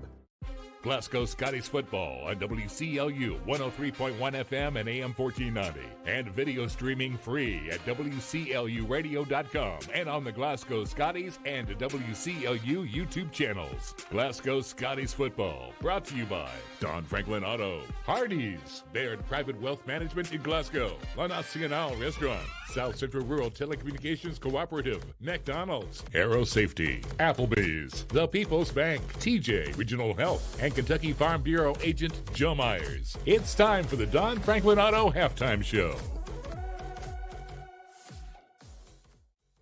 High School. It is the Don Franklin Auto halftime show. It is Adair County leading the Scotties by a score of 21-7. The difference in this game, Larry, 2 kickoff returns for a touchdown by Adair County. The most recent one coming after Glasgow had just gotten on the board to make it a 7-point game and really just stole all the momentum right back away from the Scotties going into halftime. We had it right on our side, and you score, and then you're getting the football back, and had the first kickoff, and we stopped them, and then we got the penalties, the offsetting penalties, and they kick again. I have no idea why he kicked it long, but he did, and Adair County got 2 good runners, two good backs back there. The best one's not even in the game, and then these 2 run it back. You look at the team stats, this game kind of playing out the way we thought it might. Not a lot of offense on either side. Only 96 total yards for the Scotties, only 61 total yards for Adair County. But again, with those 2 touchdowns returned on the kickoffs, that's why they've got this 21-7 lead. That's 155 yards on return yardage. 1 positive tonight for the Scotties. No penalties yet at all. None of the ball game. Scotties, though, have put the ball on the ground 3 times. They've only lost 1, but need to take a little bit better care of the football. Well, we are here at halftime with Adair County on top by a score of 21-7. Our halftime stats are brought to you by McDonald's. And for those, we'll turn things over to Larry and Bruce. Larry? All right, Adair County won the toss of the coin, and they decided to take the football, and really paid off for them as we kicked the football to Solomon Stonebreaker, and he caught it at the 25 and just ran right straight up the middle, no untouched for the touchdown. A 75-yard kickoff return for Solomon Stonebreaker. The kick by Blaine Barden was good, and Adair County led at that point 7-0, and just 11 seconds into the ball game. The Scotties would get the ensuing kickoff on their own 47-yard line, but and would move the football down the field, but eventually would lose it on downs inside the 15-yard line. Adair County would take over to 14, but the Scotties defense made them punt on that possession. Glasgow again would get the football back in good field position at their own 38-yard line with 1:35 to go in the first quarter. Again, Glasgow would move the football down, would lose it on downs as they went for it on a 4th down at the Glasgow's 42-yard line, and that would turn it over to Adair County at the 42 with 9.7 seconds to go in the first quarter. It took Adair County 3 plays to put it in the end zone. It was a 3-play, 42-yard drive. Took 1:49 off the clock.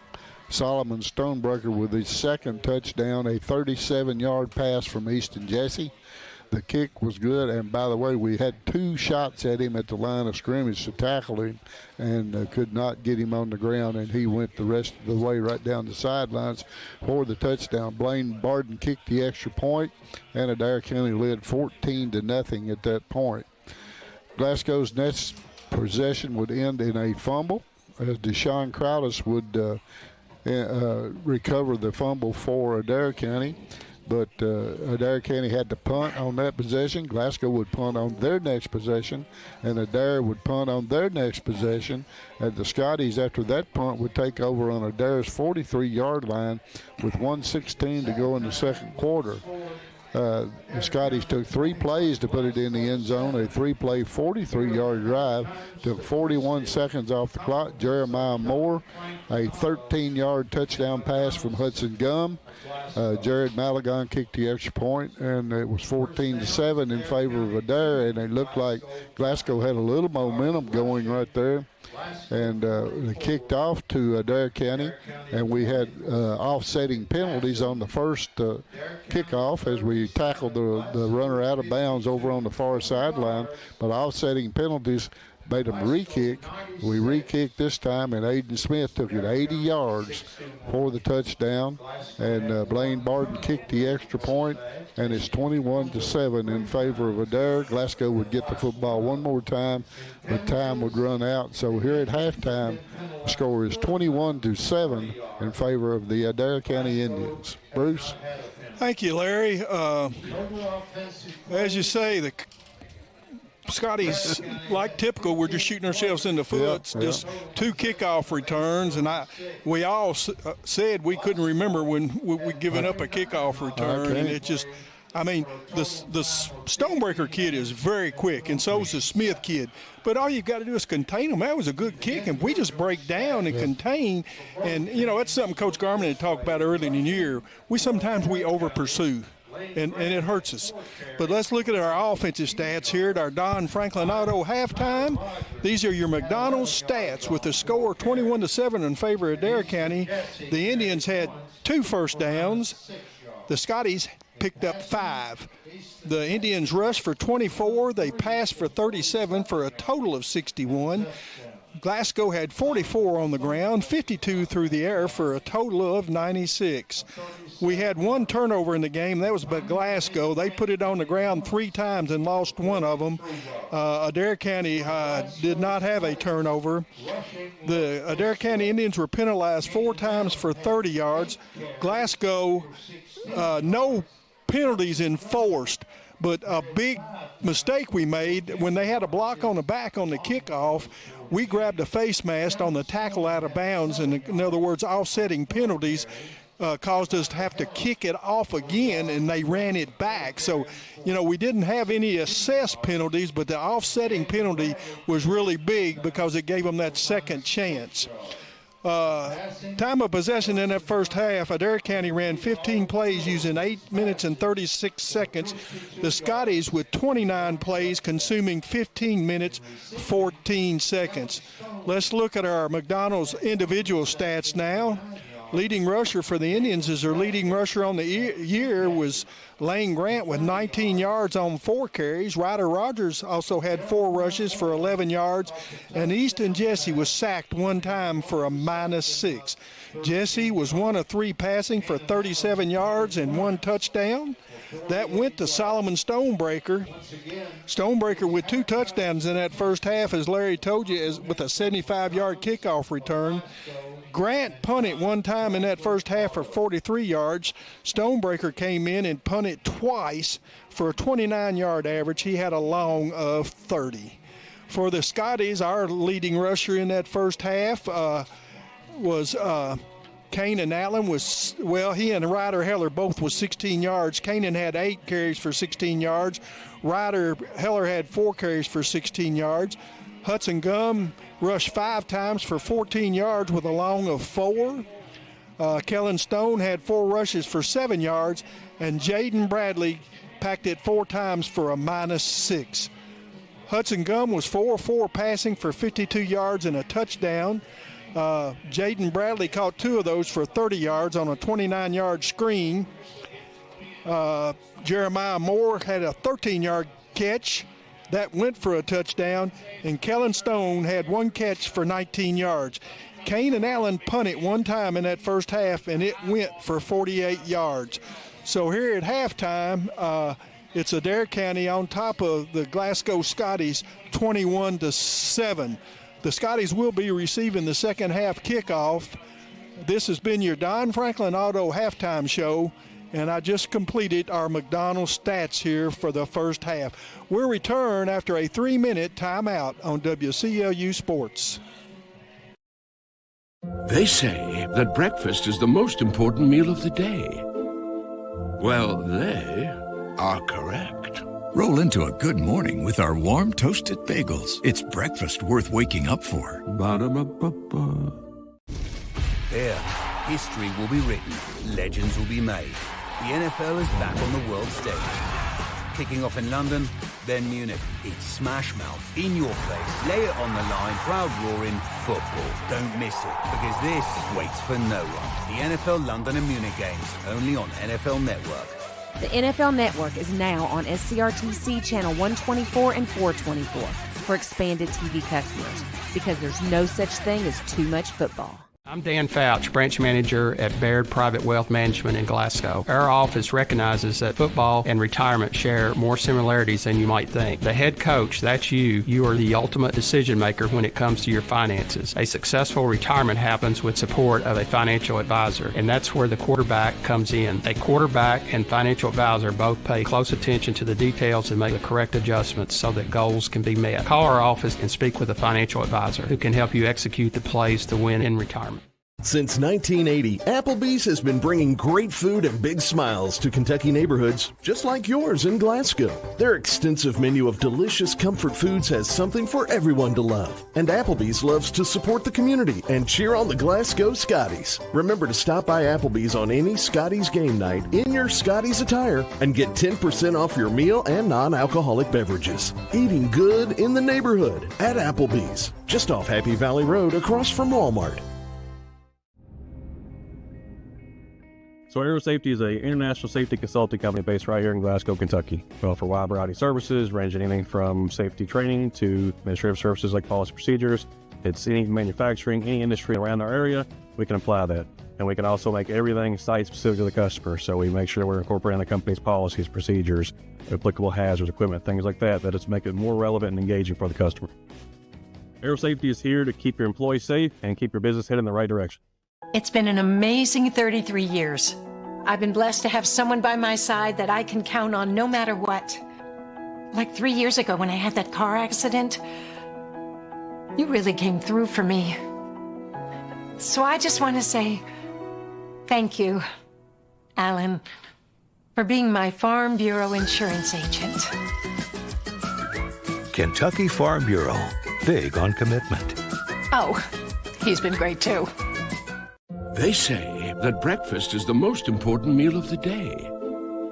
Well, they are correct.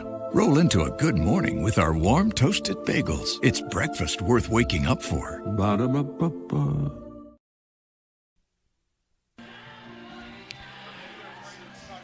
Joe Myers, Larry Alexander, Bruce Tribune back here with you at Hank Royse Stadium here on the Don Franklin Auto Halftime Show.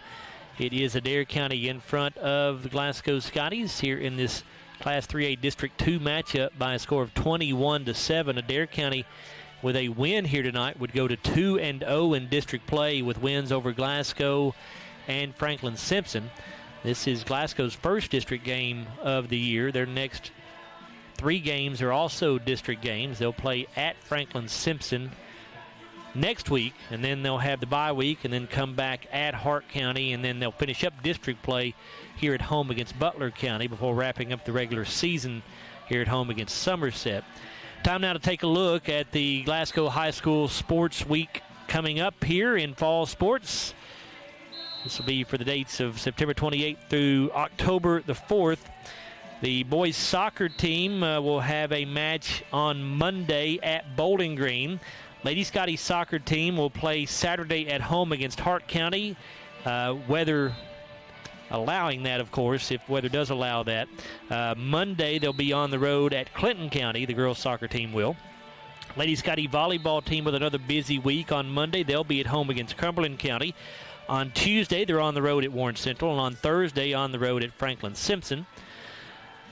The girls golf team competed this past week in the Region 3 golf tournament, and the team did not make the state tournament, but Emery Gardner did qualify as an individual, as Emery shot her career best. I think it was an 85 in the Region 3 tournament. That tied her for 8th in the region, and that qualified her as an individual for the state golf tournament, at least for the first round. They do that golf tournament a little differently now. They have a first round, and then they'll play the remaining rounds after that. But I don't think the way it works now in that first round, there's only certain people who qualify to go on beyond that. But anyway, Emery Gardner will play as an individual in that girls state tournament first round at Hopkinsville Country Club on Tuesday of this upcoming week. The boys golf team also had an individual qualify. Griffin Jackson tied for 7th in the Region 3 tournament, so he will be playing in the boys state tournament first round on Monday at Hopkinsville Country Club. Cross country team for Glasgow will be at the Hillbilly Run on Saturday. JV football team will be at home on Monday against the Barron County Trojans. That'll start at 6 o'clock on Monday. And the varsity football team in action next Friday at Franklin Simpson in their second district game of the year. Pregame coverage will begin at 6:30. Our broadcast starts then, and the kickoff scheduled at 7 o'clock. Larry, keys for Glasgow to come back and get a win here in the second half. Got to find some offense, Joe. I mean, we just got to put the football in the end zone. And when we do, we got to stop the kickoff returns. That's, barring those two, we're sitting at a 7-7 football game. But they did run them back, and we're down 21-7. So we really need to take this first possession and score and get a little momentum back and then stop them on defense. Scotties will get the football to start the third quarter as Cabron Jones is back deep along with Jalen Bradley. Blaine Barden to kick it away. Third quarter underway here. It's a squib kick fielded at the 35-yard line. That's Kellen Stone, I believe. He's across the 40, trying to get to the outside here on the right sideline. He's going to be brought down at the 44-yard line. Solomon Stonebreaker, his fourth tackle of the night. Kellen Stone on the kickoff return. Well, they'll give him the 45, actually. So 1st and 10 for the Scotties from that point. Their own 45. 21-7 Adair County as we get this third quarter underway. Stone and Allen split in the backfield. Here comes Jalen Bradley in motion from his wing back position. Gum will turn and give to Allen. Goes up the middle with it. He'll get a couple to the 47. Number 44 on that tackle. That's Malone Koblenz. That's his second of the night. Second down 8 for the Scotties. I guess you'd pronounce that Milan, I guess. I think it is Milan, yes, sir. Bradley in motion to the near side. Stone and Allen split. Fake to Allen. Hudson Gum tries to keep it around the right side. Adair County ready for it this time. Yep. No deal on that one. Going to be dropped for a loss of 3, it looks like. Back at the 44-yard line, it'll be 3rd down and 11. He had 3 players right there on him. Ryder Rogers is the first man that got to him. That's his 4th tackle. Russellville leading Todd Central 20-0 at halftime. We've got a couple of other scores we'll pass along to you here. It's Clay County, Tennessee leading Monroe County 7-6 at halftime. Here's a give on a jet sweep to Kellen Stone, and he's going to get nothing. Maybe a yard at most. That's Koblenz on the tackle again. Milan Koblenz, that's his 3rd tackle. He does get a yard to the 46. It'll be 4th down and 9. It'll be 4th down and 9. Edmonson County leading Clinton County 21-14. That game also at halftime. I don't think this is probably the most updated score, but the last score we had on Hart County Caverna, Hart County led Caverna 7-0. That was at the end of the first quarter of play. Kanan Allen in to punt it away. Oh, look here. And gets it off. It's a low line drive kick, and will be fielded by Stonebreaker at the 23. Breaks a tackle initially. He's got the 25, the 30, and he'll run out of bounds at the 32-yard line here on the Glasgow sideline. Kanan Allen thought about running that football that time because he took his time about kicking and there was no rush. But there was one man out there on the left side of the formation that he couldn't get by probably. 10:02 to go in the third quarter. Scotties go 3 and out on their opening possession of the second half.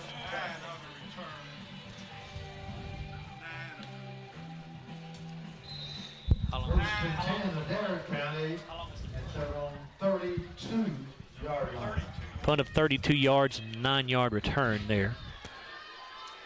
Ryder Rogers still in there at running back. We've not seen Lane Grant since the first quarter when he went out with an injury. Jesse under center. Going to give to Rogers. He's going to get hit in the backfield and drop for a very short gain.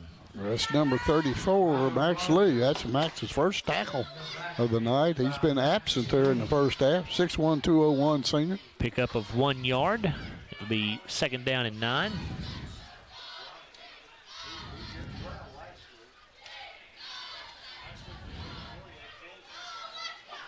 They've not changed the down marker over there yet, so let's hope that everybody remembers it's second down and not first down. Second down, 9.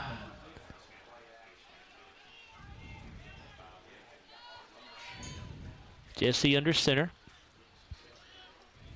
2 receivers right. Rogers, the lone running back, going to give to him. He'll go off left tackle. He's got a lot of room. Breaks a tackle at the 40, 45, 50, 45, 40. And he's going to be pushed out of bounds. Where? At the 33-yard line in Glasgow territory. Yeah, everybody got sucked in that time and they just got outside, got around the corner, got some good speed. Number 20 for Glasgow, Jeremiah Moore, missed the tackle. Pickup of 34 yards on the carry for Ryder Rogers. Yeah, and this bad tackling again. This is one that should have been stopped for minimal gain. First and 10. Jesse under center with a wide out each way. 2 tight ends. Rogers the lone back. Jesse to throw. It's incomplete. Looking for Solomon Stonebreaker out here at the 35-yard or the 25-yard line. Excuse me. Pass was overthrown. Jalen Bradley there defensively for the Scotties.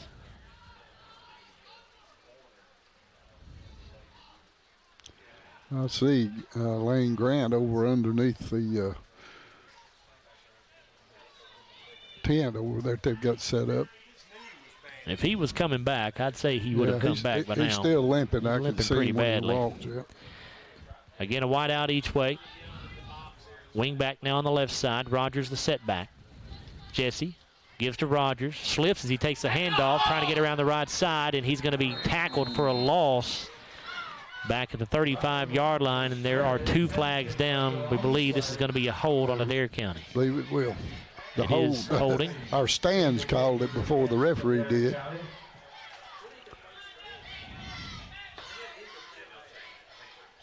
We'll move the football back to the 43-yard line and make it first down and 20. Or second down and 20. Okay.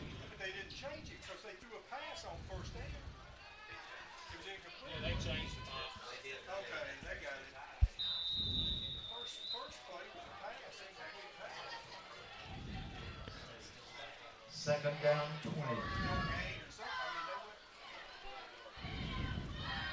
Aiden Smith in the backfield now. Jesse under center. It's a power eye. Going to pitch this thing back to Smith. He gets hit and dropped for a nice tackle that time. It's Landon Martin with a big loss there. Well, he just shot through there. Nobody touched him. Second tackle for the junior. That'll bring the football back to the 49-yard line now. Third down and about 26 here for Adair County.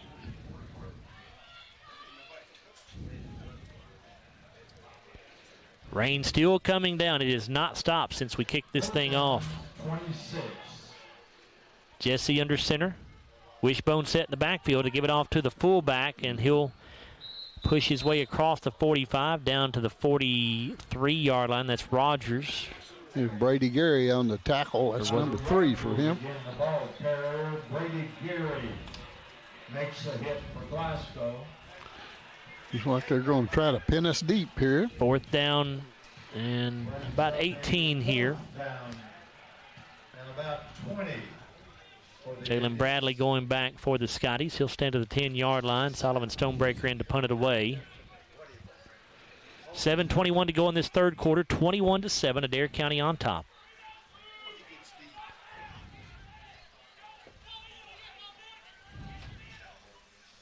There's the snap. Stonebreaker with a high spiraling kick.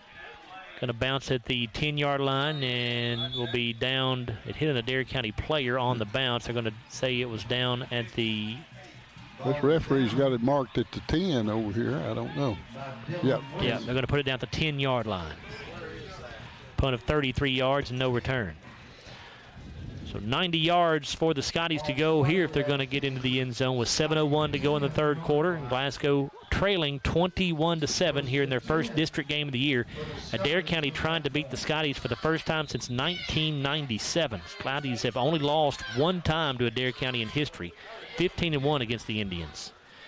Gum under center. The backs are in the I formation. Here's the give to Kellen Stone. He's got some room out across the 20, 25, 30, 35, and he's going to be dragged out of bounds at the 38-yard line. Yeah, Stonebreaker with his speed caught him from behind. If he had done that, he was off to the races. That's his 5th tackle of the game.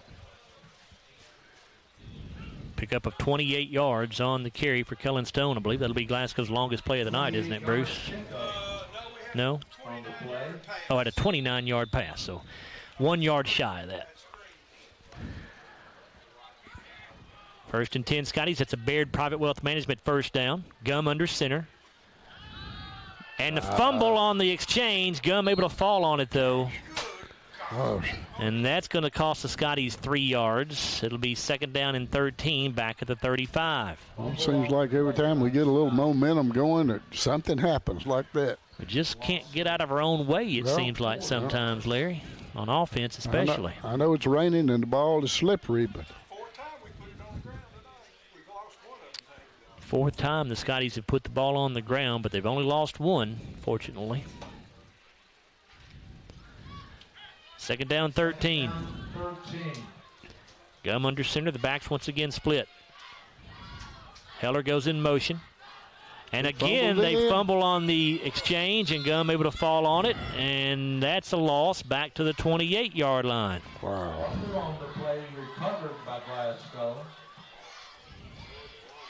The rain has picked up. It looks like it is raining a little bit harder, but you have to find a way to hang on to the football. They're going to mark progress at the 30-yard line, so it's now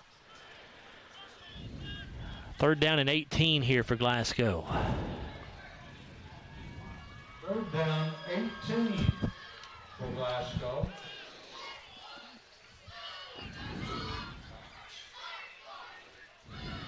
Such a promising start to this drive, a 28-yard gain for Kellen Stone, but now 2 fumbled exchanges on the last 2 plays. Gum wants to throw. Now he's going to step up. Going to try to run with it. He's not going to be able to get anywhere close to a first down. He's going to go down at the 35-yard line. The Scotties will punt it away with 5:16 to go in the third quarter. That Stonebreaker on the tackle. That's his 6th of the night. For the Scotties. Kanan Allen in punt formation. Kanan Allen will come in to punt it away for Glasgow. Solomon Stonebreaker waiting on it for the Indians. Scotty's running a man onto the field late here. Still 15 on the play clock, so no rush. Snap is a little low, but again, Allen handles it. It's a high, fairly short kick. Will bounce at the 43, take a nice Glasgow roll, though. Inside the 35, and will be down at the 33-yard line. Ball is down by Hudson Gum. 33-yard punt that time by Kanan Allen. So 1st and 10 Adair County. They'll start this drive at their own 33-yard line. 4:32 left in the third quarter of play. Adair County leads 21-7. Again, if you're just joining us, the difference in this ball game, Adair County has returned 2 kickoffs for touchdowns. Otherwise, we'd have a 7-7 ball game. Indians take over at their own 33. First down, 10. So Easton Jesse under center. Smith, Rogers, and I believe that's Crowdis in a wishbone set in the backfield. I think it was Crowdis who got the carry. Let me make sure on the number here. Well, yeah, that is Deshaun Crowdis on the carry. Trey Smith on the stop. That's number 3 for him.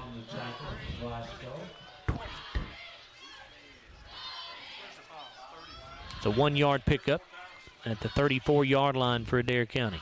Yeah, we put it on the ground 4 times. At least they could do a favor and do it once. I think they did put it on the ground once, but they got that one back.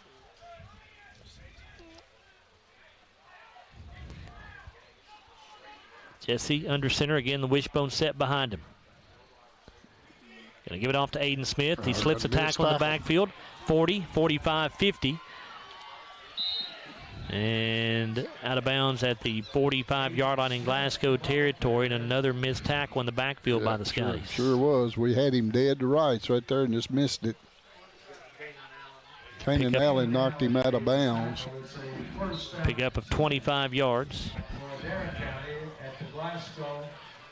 Adair in Scottie territory now at the 45 with 3.5 minutes to go in the third quarter. Adair leads 21-7.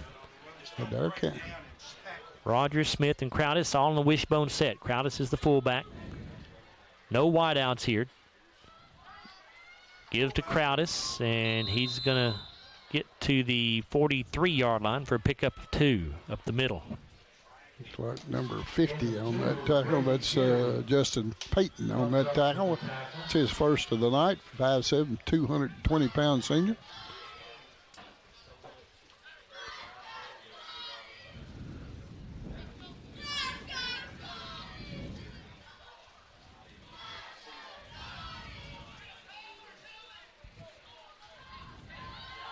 Same backs in the wishbone once again, no wideouts. Jesse has the snap, gives to Rogers, dances around the line of scrimmage, finds a hole. He'll get it across the 40 down to around the 38. Ryder Rogers goes off tackle right. Kanan Allen, Brady Gary in there on that tackle.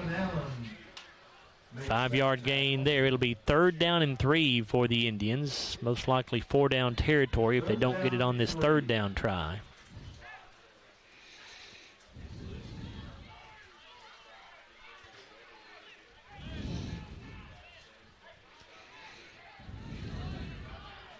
Same formation, backs in the wishbone.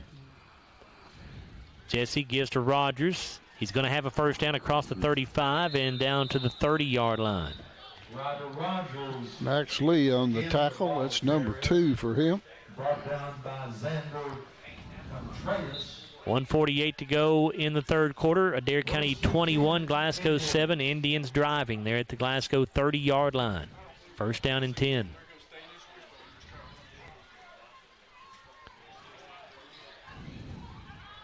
Same 3 backs in the wishbone formation once again. Here's a give to Rogers. Sidesteps a man in the backfield and then slips and falls as he crosses the 30. He'll go down at the 29. Looks like they're just going to be content just to run. After a gain of 1 yard. Run some clock. That's what I would do if I was Adair County. I would too.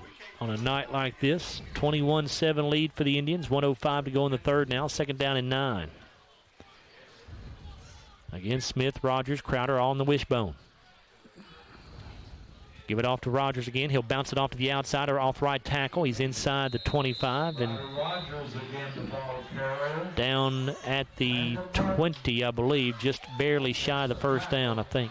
Yeah, it's actually right across the 20. It's really close, and it is a first down now. Got just enough. Landon Martin on the tackle, number 3. 1st and 10 at the Glasgow 19. 35 seconds to go in the third quarter.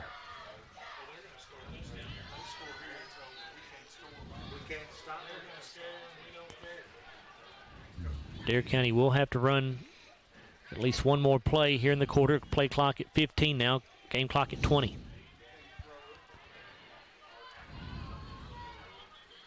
Jesse under center.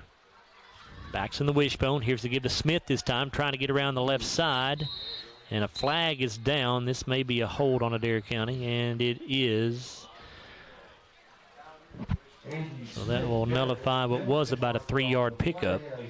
Jeremiah Moore makes the tackle for Glasgow. And this will back the ball up to the 30-yard line. Scotties still have not been penalized. For Adair County, that's their 6th for how many yards, Bruce? 50 yards. Somebody got a cramp.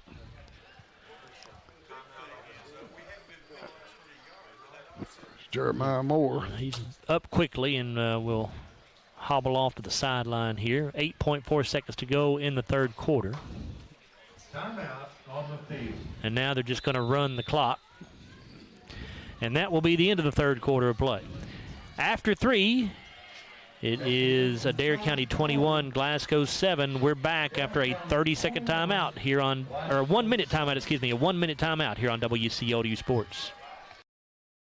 Your Glasgow destination for the finest flavors of Mexico and more. Priced to keep you coming back again and again. Authentic and delectable. La Nacional International Market Deli and Taqueria. Real Mexican street-style tacos. Carne asada, picadas, ceviche, tripas, burritos, quesadillas, lengua, chorizo, tortas, and more. Always fresh. Made from scratch and delicious. La Nacional. Across from Hibbett Sports, Shane Drive, Glasgow. Have you injured yourself playing a sport or exercising? Sports medicine experts at TJ Regional Health are trained to get you back on the road to recovery, whether you're dealing with sprains, fractures, knee and shoulder injuries, or other common injuries. Our goal is to prevent illness and injury in active individuals of all ages and help prevent future problems to maximize your performance. Find out more at tjregionalhealth.org/rehab. Patients first, team always. TJ Rehabilitation Services.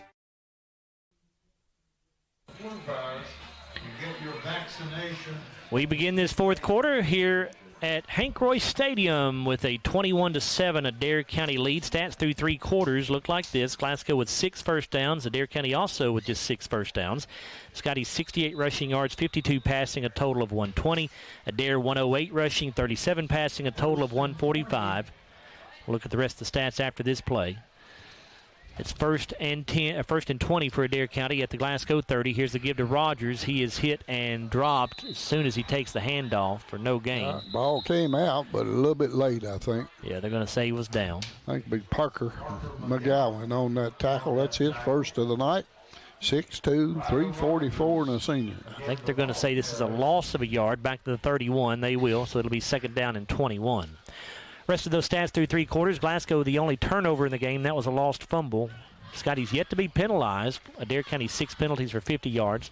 Glasgow's had the ball 38 offensive plays, 19 minutes and 31 seconds. Adair County 28 offensive plays, 17 minutes and 29 seconds. Adair County comes out of the wishbone set now. Smith is the lone setback. Jesse going to give it off to him up the middle, and he will fall forward for a short gain across the 30 to the 29, pickup of 2. Like Trace Smith on the tackle. That's his 4th of the night. Third down 19 after the 2-yard pickup there for Smith.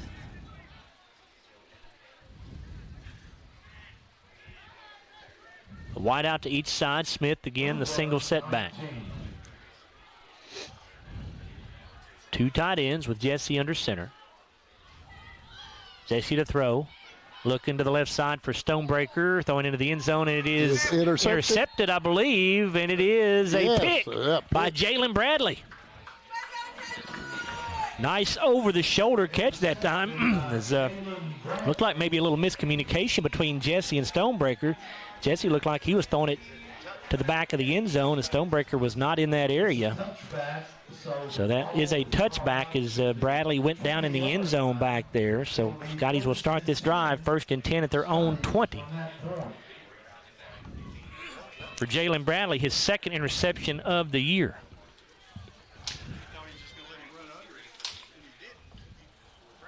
Gum under center with their backs in a straight I formation.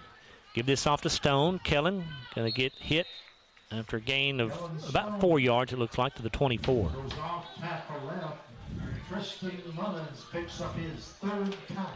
Tristan Mullins on the tackle. That's his 4th of the night.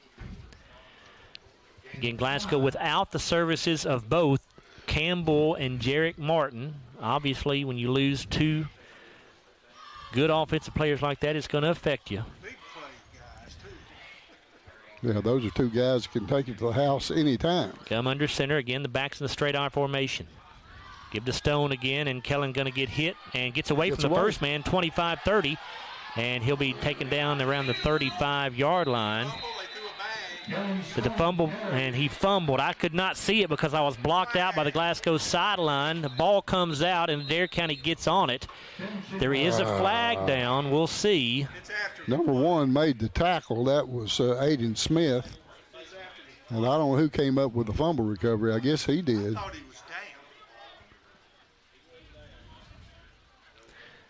It's unsportsmanlike conduct against Adair County, but it's post-possession, so Adair County will keep the football.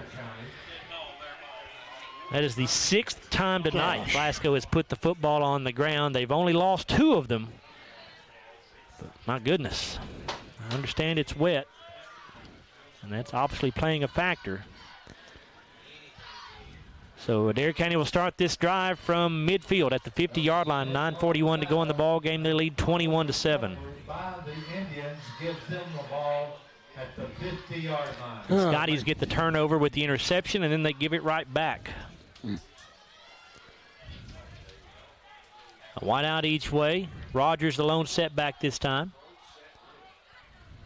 Jesse will snap it, give to Rogers. Tries to go off right tackle, and he's going to get it to the 46-yard line in Glasgow territory, a pickup of 4. Well, big number 70 held. He was holding right in there in the middle of the line.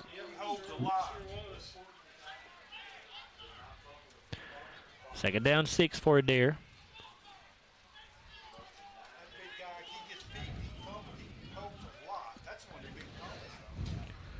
Again, a single wide out each way. Rogers the single setback. Tight end on each side of the formation. Going to give to Rogers. Tries to go off left tackle. Slips the tackle in the backfield. He's going to get it back to the line of scrimmage. That'll be about all. Yeah, not much there that time. Good pursuit by the Scotties on that one. And it looks like number 60 on the bottom of that pile. It's actually going to be a loss of a yard back to the 47, so it'll be, well, wait a minute. Yeah, it is going to be a loss back to the 47, so 3rd down and 7 coming up now. Kavion Massey with his second tackle. 3rd down 7. Got somebody down injured player for the Scotties down at the 35-yard line.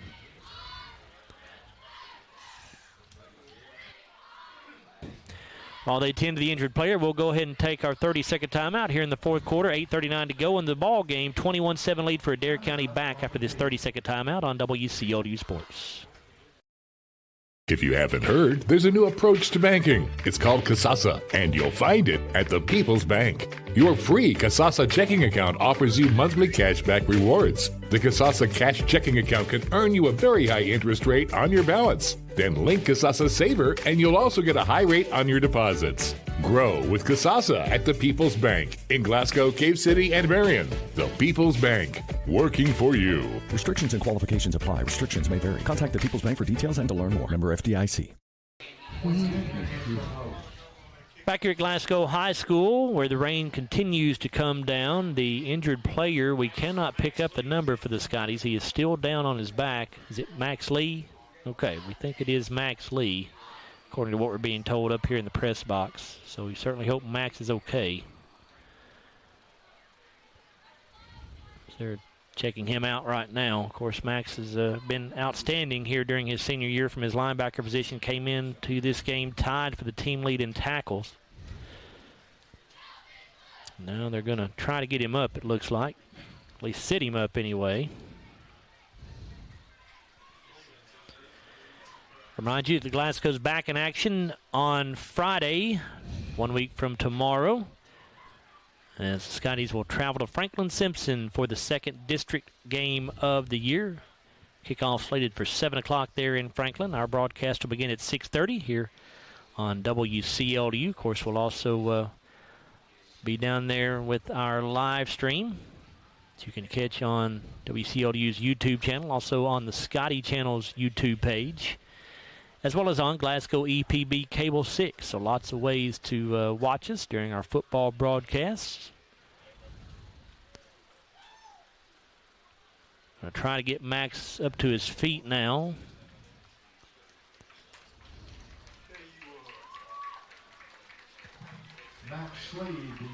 He is standing, but still surrounded by the Scotties coaches and medical staff.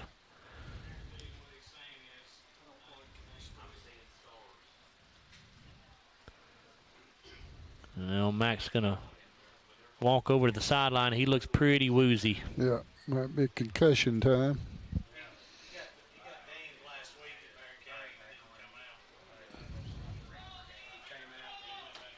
Hopefully Max will be okay. So 3rd down and 8 here for Adair County, or 3rd and 7, excuse me, from the Glasgow 47-yard line. 8:39 to go in this ball game. Scotties trailing 21-7 to Adair County. A wide out each way. Rogers the lone setback. Jesse going to give to Rogers. Goes off left tackle. He's got the 45 to 40, and he'll be down around the 35-yard line with an Adair County first down. And the flag comes in at the end of the play. Very possibly a face mask on the Scotties. We'll see.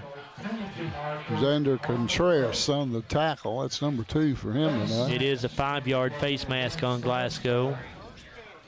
So tack on 5 yards. That'll be the first penalty of the night against the Scotties. Moves it to the 31-yard line.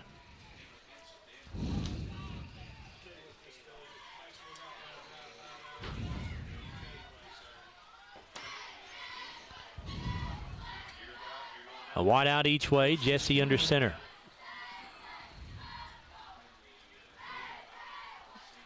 Gives to Rogers again. And he's going to take it up the middle. Down to the 27-yard line. Pick up a 4. I'm trying to pick up a number. That's Contreras again. His 3rd tackle.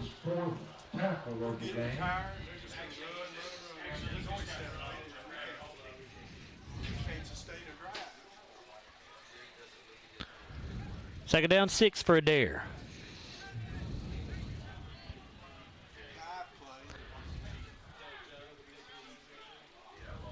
Jesse under center. Wing back on the right side. Rogers the running back. Give to Rogers. Tries to go off right tackle and gets taken down for a very short gain, maybe a yard to the 26. It'll be 3rd down and 5. Looks like Stephen Garrett on that tackle. That's number 22. That's his first tackle of the night.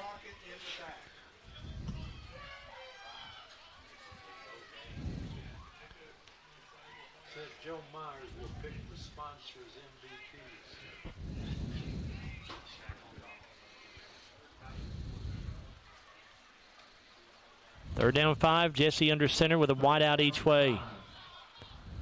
Rogers, the running back. Give to Rogers. Goes off left tackle, and he'll get maybe a yard, if anything. I don't think he got anything, actually. It'll be 4th down, and actually may have lost a yard. 4th down and 6. Yeah, Parker McGowan again on the tackle, and along with Stephen Garrett.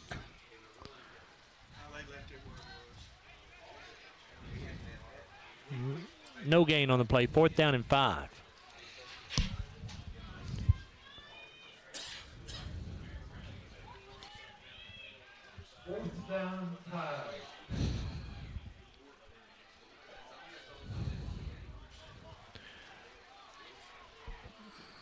Wide out to each side here on 4th and 5. Jesse going to give to Rogers. Goes around the left side, and he's going to be swallowed up for no gain. Actually, a loss on the play. Adair County will turn the ball over on downs with 5:38 to play. Landon Martin with a tackle for the loss.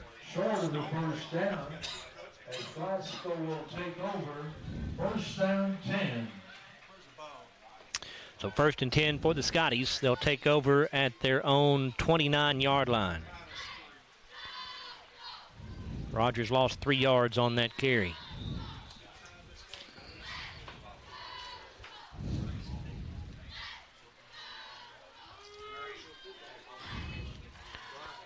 Scotty's got to get things done quickly here on offense, trailing 21-7, 5:38 to go. Give to Kellen Stone. Kellen going to get hit and dropped after a gain of 2, maybe 3. Yeah, not much there. Number 51 on that tackle, that would be Andrew Zanotti. That's his first of the night. He's a 5'10", 235 senior. Pick up 3 yards there for Kellen Stone.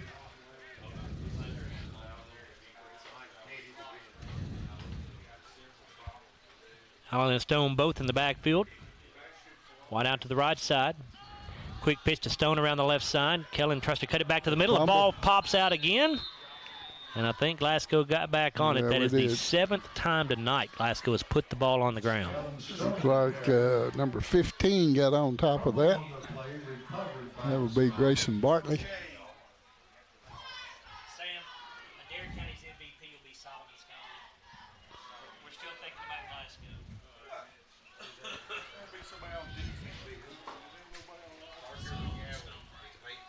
Glasgow. Parker.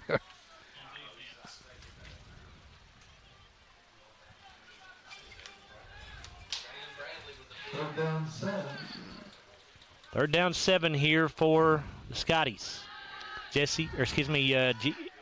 Hudson Gum wants to throw, rolling out to the right side, and it is going to be caught for the Baird Private Wealth Management first down. That is Kanan Allen, and he is out of bounds at the 44-yard line as the rain has picked up a little bit, it looks like. Yeah, Tristan Mullins is the one that ran him out of bounds over there. That's his 5th tackle. First down, Scotties. At the 144-yard line. 5 for 64 yards and a touchdown offense.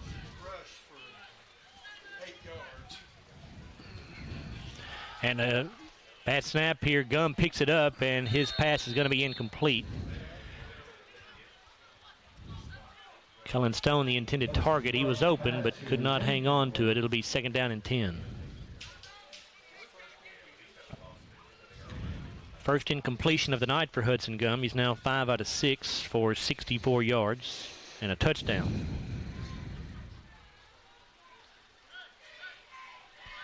Second down, 10.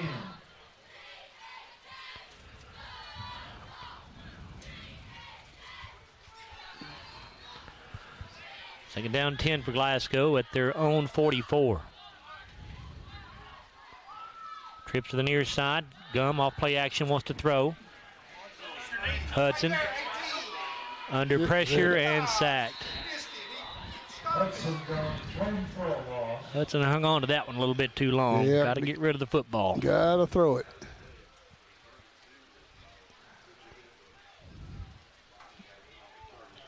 There's 32 on the tackle. That's Ryder Rogers, tackle number 5. Loss back to the 36-yard line, where it will be now 3rd down and about 19. Third down, about 19 for Glasgow. Trips to the far side of the field, a single wide out to the near side. Gum looking to throw again. Steps up, lets it go over the middle, or over the left sideline, I should say, and it's incomplete, intended for Cullen Stone. It'll be 4th down and 19. The Scotties will have to go for it here, down 21-7 with 2:57 to play.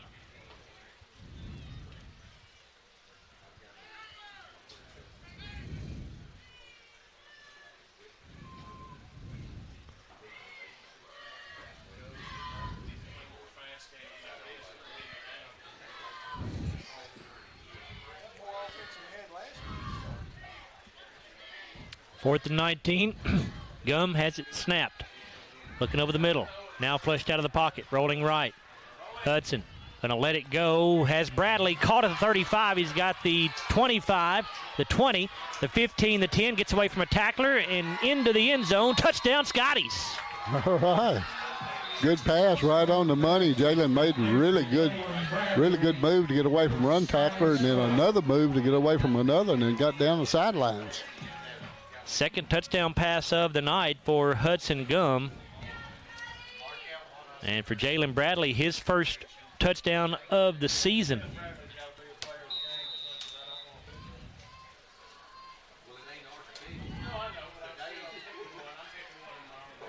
Jared Malagon on for the PAT.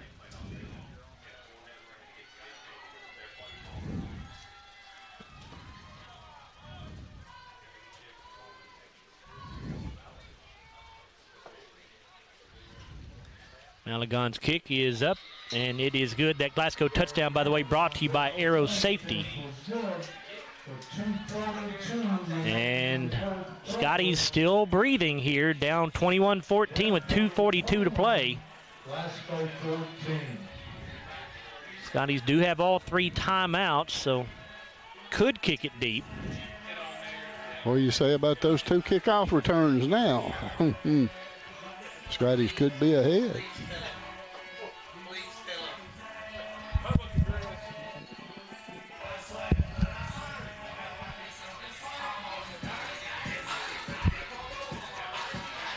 .242 to go here, 21-14. That drive for Glasgow, 6 plays, 71 yards. It took 2 minutes and 56 seconds.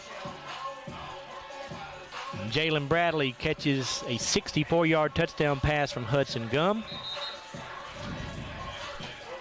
Extra point good for Jared Malagon. Scotty's down by 7. You would think Glasgow would onside kick it here. Yeah. They do have all 3 timeouts left.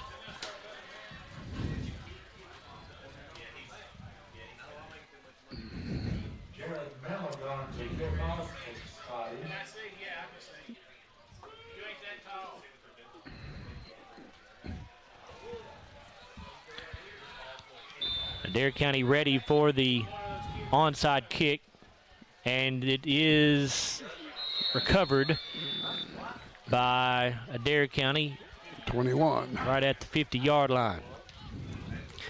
Nifty little try there as Malagon approached as if he was going to attempt the onside kick, and then Kanan Allen came in from the opposite side and actually attempted it.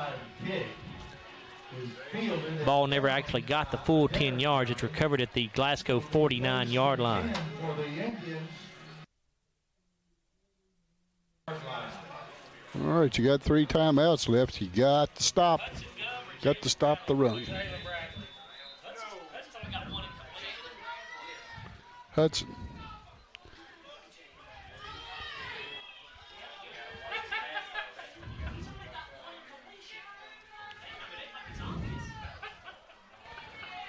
First down and 10. Here's a give to Rogers. He's going to go up the middle with it here. And the Scotties will burn their first time out with 2:34 to go. Xander Contreras on that stop. That's 4 for him. It's a gain of 3 yards, or is it 2 or 3 yards? Scotties have a player down with a cramp. They have not spotted it yet. I don't know if it's the 46 or the 47. That's the tackler, Contreras. He's up and okay. Going to walk off the sideline here. I think it's spotted at the 47, so it's a 2-yard pickup. Second down and 8 coming.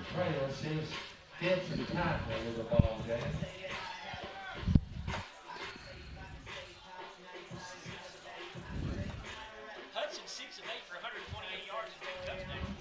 Yeah, I know. I'm not arguing with you. I know. I'm just trying to. He is. I would pick Jalen personally because he had defense and offense. Neither one of them's ever won it. Well, got it. We got anybody on Adair County yet? Yes, Solomon Stonebreak. Coach's son. Yeah, sounds like 2 timeouts left for the Scotties here. 2:34 to go.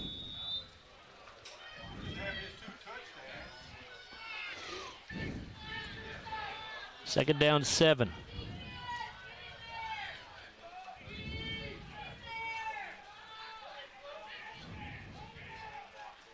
Wishbone set in the backfield. They're going to pitch it back to Aiden Smith, trying to get her in the left corner. He slips a tackle in the backfield.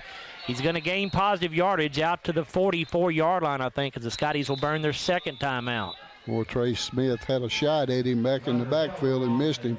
Riley Heller made the tackle, his third. Aiden Smith carrying the ball. And now Landon Martin going to come off the field hobbling.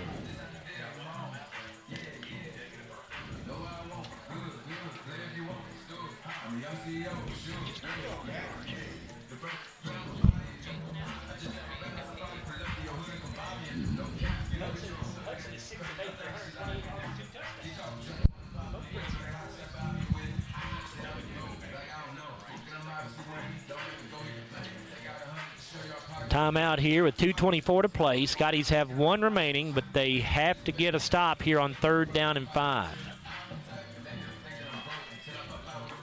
Yeah, must stop right here. You can't let them get a first down here. If they do, they may go for it on 4th down in this situation.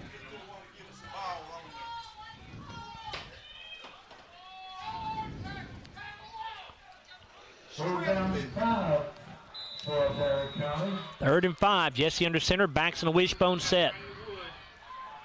Jesse gives to the fullback Crowdis, and he's got the first down, and that's going to end this ball game. Scotties could not get the stop they had to have. Yeah, right up the middle, fullback. Ryder Heller on the tackle. 4th for him. Scotties have 1 timeout left if they want to use it. Clock at 2:08 to go. Ball at the 26-yard line.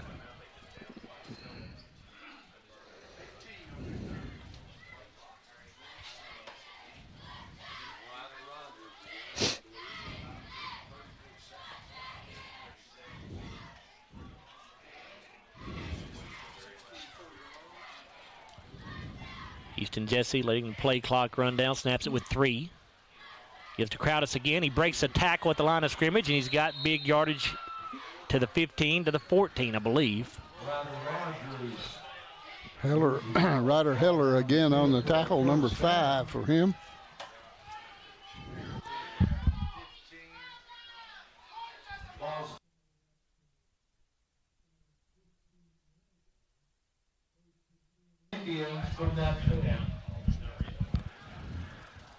First down and 10 for Adair County. 1:12 to play in the ball game.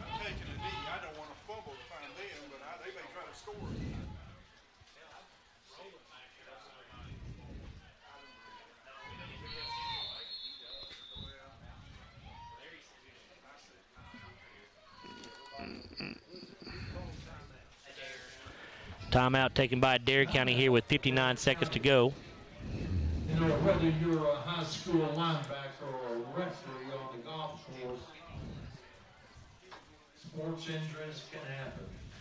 When injuries strike, 59.5 to go here as Adair County burns the timeout, leading 21-14. Looks like the Indians are going to pick up their first win over Glasgow since 1997. It'll just be the 2nd time ever Adair County has beaten the Scotties. Glasgow's advantage in the series will now go to 15 wins against just 2 losses. Yeah. It's like Jeff said in pregame, you know, a lot of teams come up, every once in a while, a lot of teams come up with good team, you know, good team ever so often, and this is one of Adair County's better ones. You remember that loss up there in 99? It was in that old stack press box, and terrible. Adair County just going to take a knee here to run the clock out. As he takes the snap, actually fumbles it. They fumbled that ball. They called him down, and he didn't have possession of the football. That really was premature, but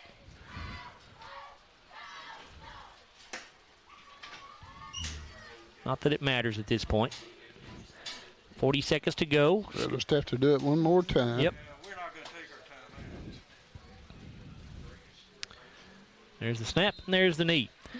So Adair County defeats Glasgow for the first time since 1997. Scotties will fall to 0-1 in district play. They have now lost 3 consecutive games. They're 3-3 overall. Adair County will improve to 6-0 and 2-0 in the district. They now have wins over Glasgow and Franklin Simpson in district play. We'll come back in a moment on the Don Franklin Auto postgame show, and we'll take a look at the final stats. We'll also hear from head coach Jeff Garman. We'll name our Hardee's Hot and Fresh Play of the Game and our Kentucky Farm Bureau Insurance Player of the Game as well. 21-14, Adair County beats Glasgow here in district action. We're back after a 4-minute timeout here on WCLU Sports. When the classic flavors of bacon, lettuce, and tomato meet the classic goodness of Hardee's Frisco lineup, you get instant summer favorites. Introducing Hardee's Frisco BLT Angus Burger and Frisco BLT hand-breaded chicken sandwich. Here, history will be written, legends will be made. The NFL is back on the world stage. Kicking off in London, then Munich. It's smash mouth, in your face, lay it on the line, proud roaring football. Don't miss it, because this waits for no one. The NFL London and Munich games, only on NFL Network. The NFL Network is now on SCRTC Channel 124 and 424 for expanded TV customers, because there's no such thing as too much football. They say that breakfast is the most important meal of the day. Well, they are correct. Roll into a good morning with our warm toasted bagels. It's breakfast worth waking up for. Ba-da-ba-ba-ba. I'm Dan Fouch, branch manager at Baird Private Wealth Management in Glasgow. Our office recognizes that football and retirement share more similarities than you might think. The head coach, that's you. You are the ultimate decision maker when it comes to your finances. A successful retirement happens with support of a financial advisor, and that's where the quarterback comes in. A quarterback and financial advisor both pay close attention to the details and make the correct adjustments so that goals can be met. Call our office and speak with a financial advisor who can help you execute the plays to win in retirement. So Aero Safety is an international safety consulting company based right here in Glasgow, Kentucky. We offer a wide variety of services, ranging anything from safety training to administrative services like policy procedures. It's any manufacturing, any industry around our area, we can apply that. And we can also make everything site-specific to the customer. So we make sure we're incorporating the company's policies, procedures, applicable hazards, equipment, things like that, that it's making it more relevant and engaging for the customer. Aero Safety is here to keep your employees safe and keep your business headed in the right direction. They say that breakfast is the most important meal of the day. Well, they are correct. Roll into a good morning with our warm toasted bagels. It's breakfast worth waking up for. Ba-da-ba-ba-ba. It's been an amazing 33 years. I've been blessed to have someone by my side that I can count on no matter what. Like 3 years ago when I had that car accident, you really came through for me. So I just want to say thank you, Alan, for being my Farm Bureau insurance agent. Kentucky Farm Bureau, big on commitment. Oh, he's been great too. Every morning in hardworking America, Hardee's biscuit makers rise to bake our original made-from-scratch biscuits. And now, mix and match 2 handcrafted breakfast biscuits, just $5. Find the best deals on the Hardee's app.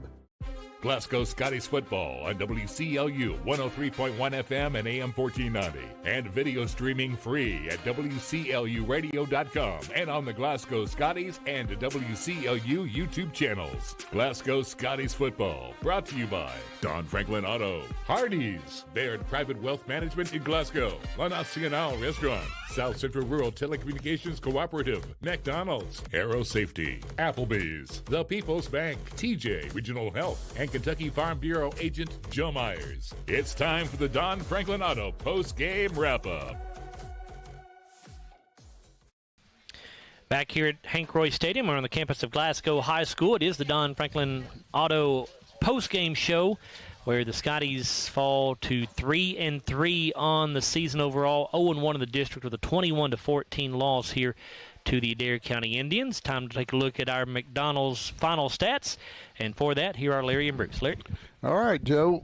Adair County won the toss, and they decided to take football, and it was a good decision because Solomon Stonebreaker took it at the 25-yard line and returned it all the way for a touchdown. It was a 75-yard touchdown kickoff return for Solomon Stonebreaker.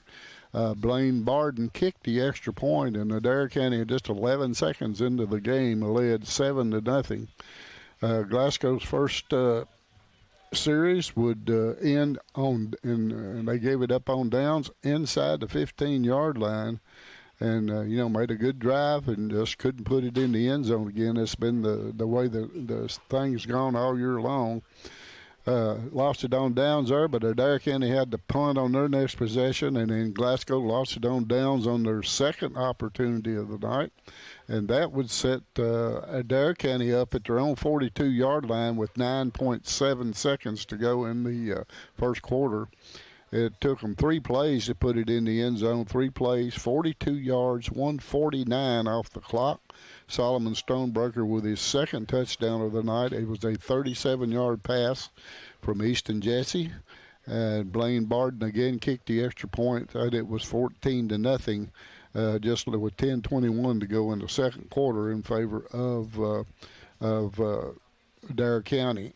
Glasgow would fumble on their next opportunity. Deshaun Crowdis would come up with it for Adair County, but we traded punts on the next 3 possessions, and after Adair County's punt that set Glasgow up at 1:16 of the second quarter on their Adair County's 43-yard line. Only took us 3 plays to put it in the end zone. 3 plays and 43 yards. Took 41 seconds off the clock.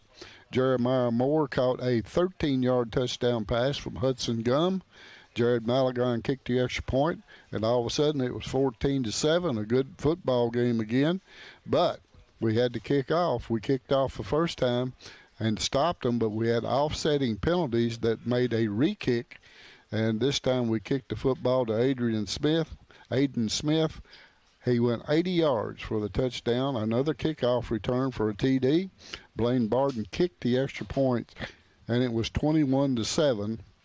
At that point, and Glasgow would get the football one more time and run out the clock. So it was 21-7 at halftime in favor of Adair County. Glasgow would get the football coming out in third quarter, but had to punt on their first possession. Adair County would punt on their next possession.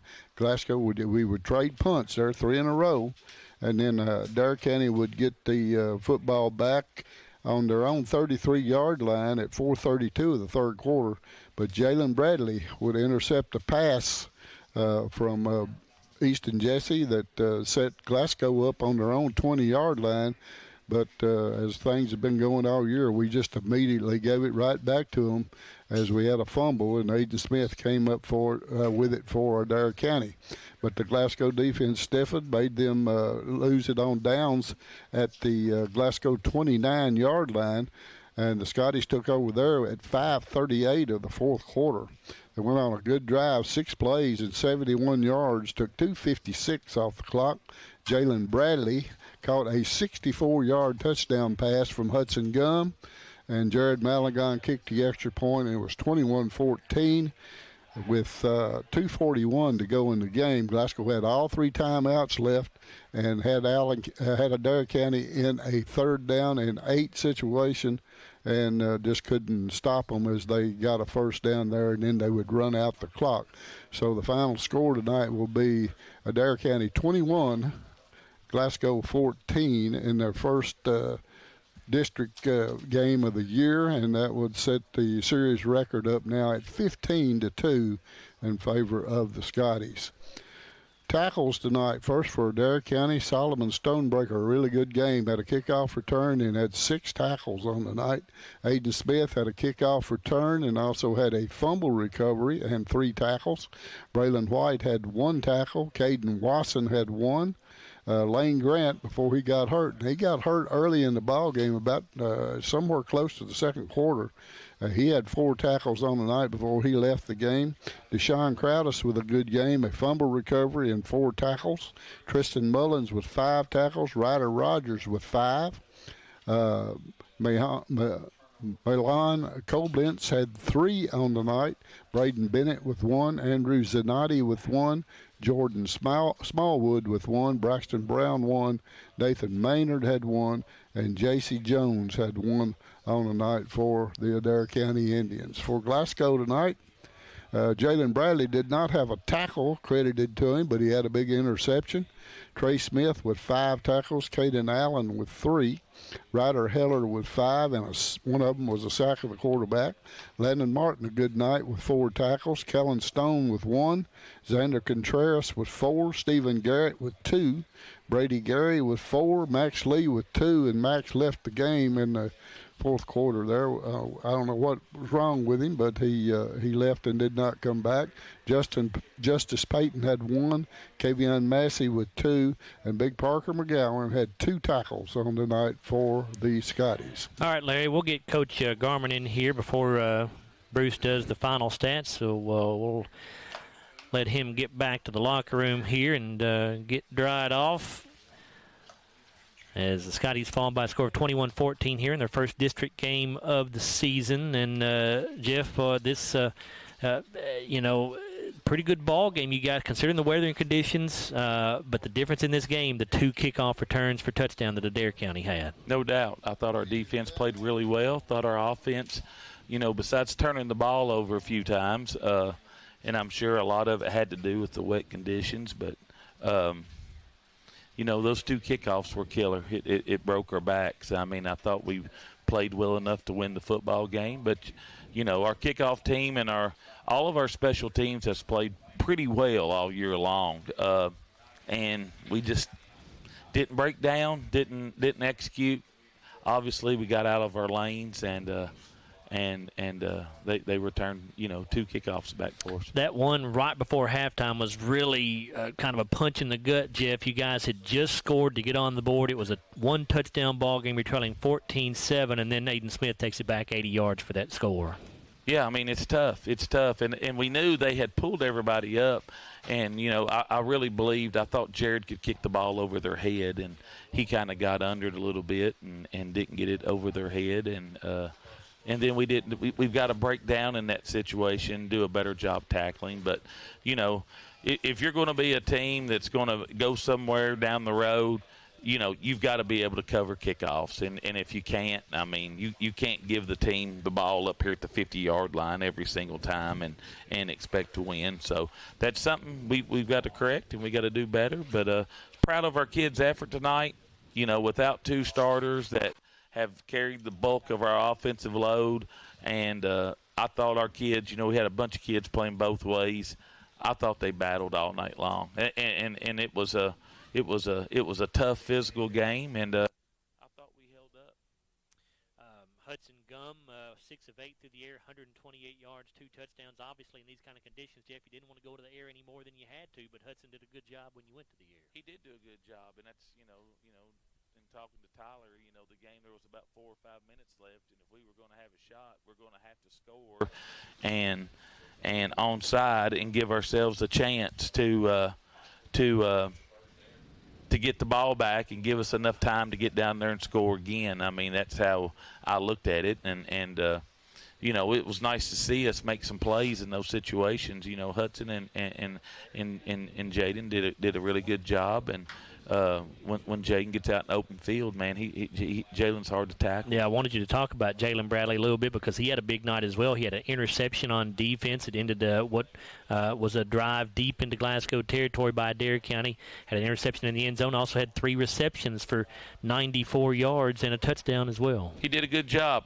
Played a really good game. You know, I can only think of one play. You know, the 5-yard stop out there. We didn't do a good job tackling on that early in the game. So when you go back and look at what our defense gave up points-wise, it was a 5-yard stop that we didn't tackle well, that they run, and it's probably about a 30, 35-yard touchdown pass that really was a 5-yard throw that we didn't tackle in space. And that's about all our defense gave up all night long. I thought our defense played really, really well, and you know, I can't be any prouder than them. Offensively, we knew it was going to be tough without Jarek and without Cameron in there. But we found a way. We found a way to score 14 points and give ourselves a chance. We had a chance to onside kick, and if we get that kick, who knows? But we didn't get it. But, you know, proud of our kids' effort. Proud of our kids' effort.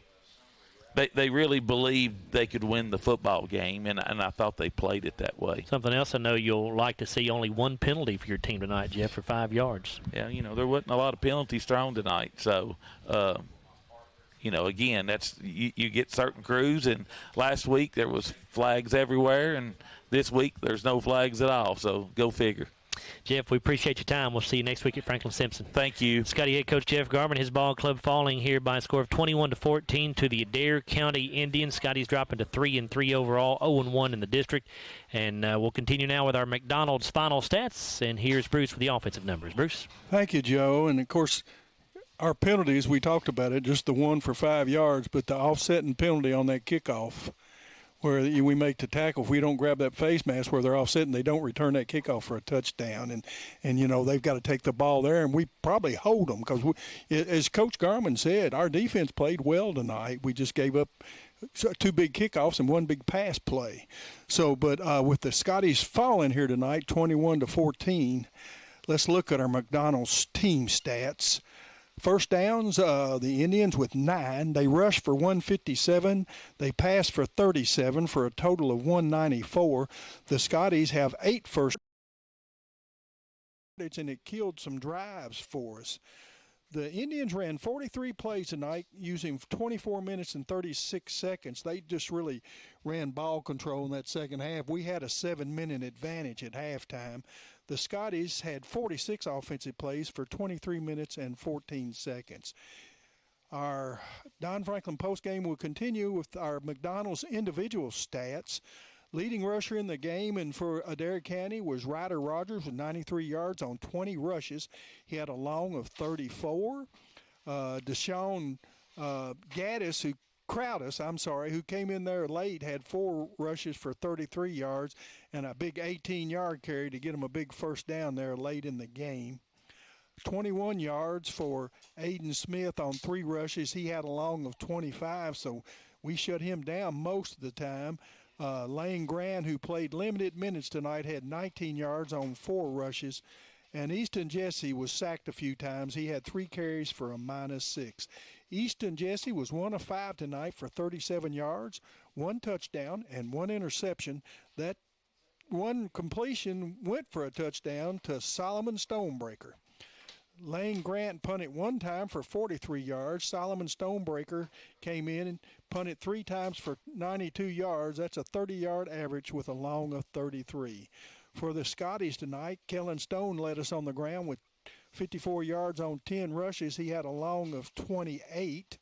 Kanan Allen had 9 rushes for 18 yards. Ryder Heller had 16 yards on 4 rushes. Hudson Gum had 10 carries tonight.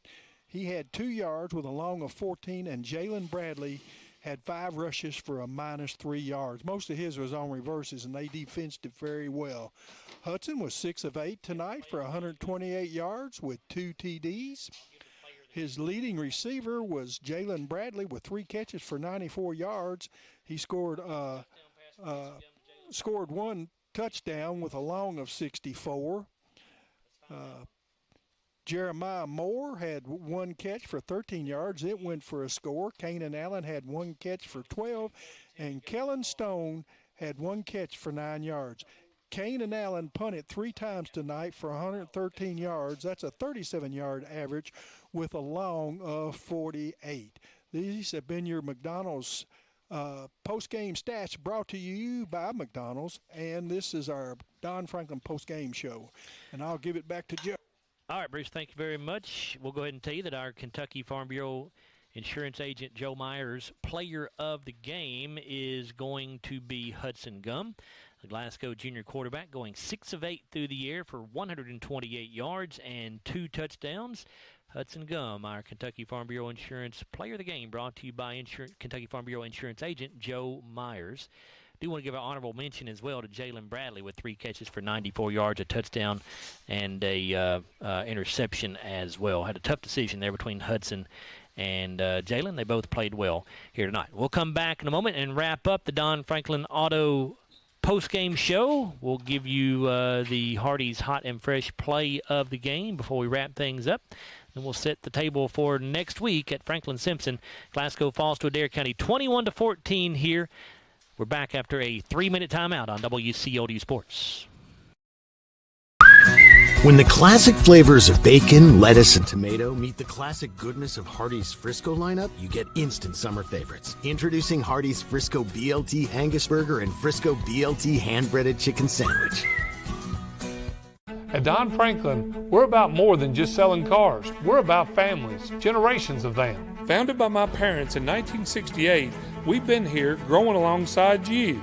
From the first family car to the newest model for the next generation, our values of trust, care, and commitment are in every handshake, every deal. With over 5,000 vehicles to choose from, check them all out at DonFranklinAuto.com. Don Franklin, driven by family. Since 1980, Applebee's has been bringing great food and big smiles to Kentucky neighborhoods just like yours in Glasgow. Their extensive menu of delicious comfort foods has something for everyone to love. And Applebee's loves to support the community and cheer on the Glasgow Scotties. Remember to stop by Applebee's on any Scotties game night in your Scotties attire and get 10% off your meal and non-alcoholic beverages. Eating good in the neighborhood at Applebee's, just off Happy Valley Road across from Walmart. Have you injured yourself playing a sport or exercising? Sports medicine experts at TJ Regional Health are trained to get you back on the road to recovery, whether you're dealing with sprains, fractures, knee and shoulder injuries, or other common injuries. Our goal is to prevent illness and injury in active individuals of all ages and help prevent future problems to maximize your performance. Find out more at tjregionalhealth.org/rehab. Patients first, team always. TJ Rehabilitation Services. Your Glasgow destination for the finest flavors of Mexico and more. Priced to keep you coming back again and again. Authentic and delectable. La Nacional International Market Deli and Taqueria. Real Mexican street-style tacos. Carne asada, picadas, ceviche, tripas, burritos, quesadillas, lengua, chorizo, tortas, and more. Always fresh. Made from scratch and delicious. La Nacional. Across from Hibbett Sports, Shane Drive, Glasgow. If you haven't heard, there's a new approach to banking. It's called Kasasa, and you'll find it at the People's Bank. Your free Kasasa checking account offers you monthly cashback rewards. The Kasasa cash checking account can earn you a very high interest rate on your balance. Then link Kasasa Saver, and you'll also get a high rate on your deposits. Grow with Kasasa at the People's Bank in Glasgow, Cave City, and Marion. The People's Bank, working for you. Restrictions and qualifications apply. Restrictions may vary. Contact the People's Bank for details and to learn more. Member FDIC. Every morning in hardworking America, Hardee's biscuit makers rise to bake our original made-from-scratch biscuits. And now, mix and match 2 handcrafted breakfast biscuits, just $5. Find the best deals on the Hardee's app.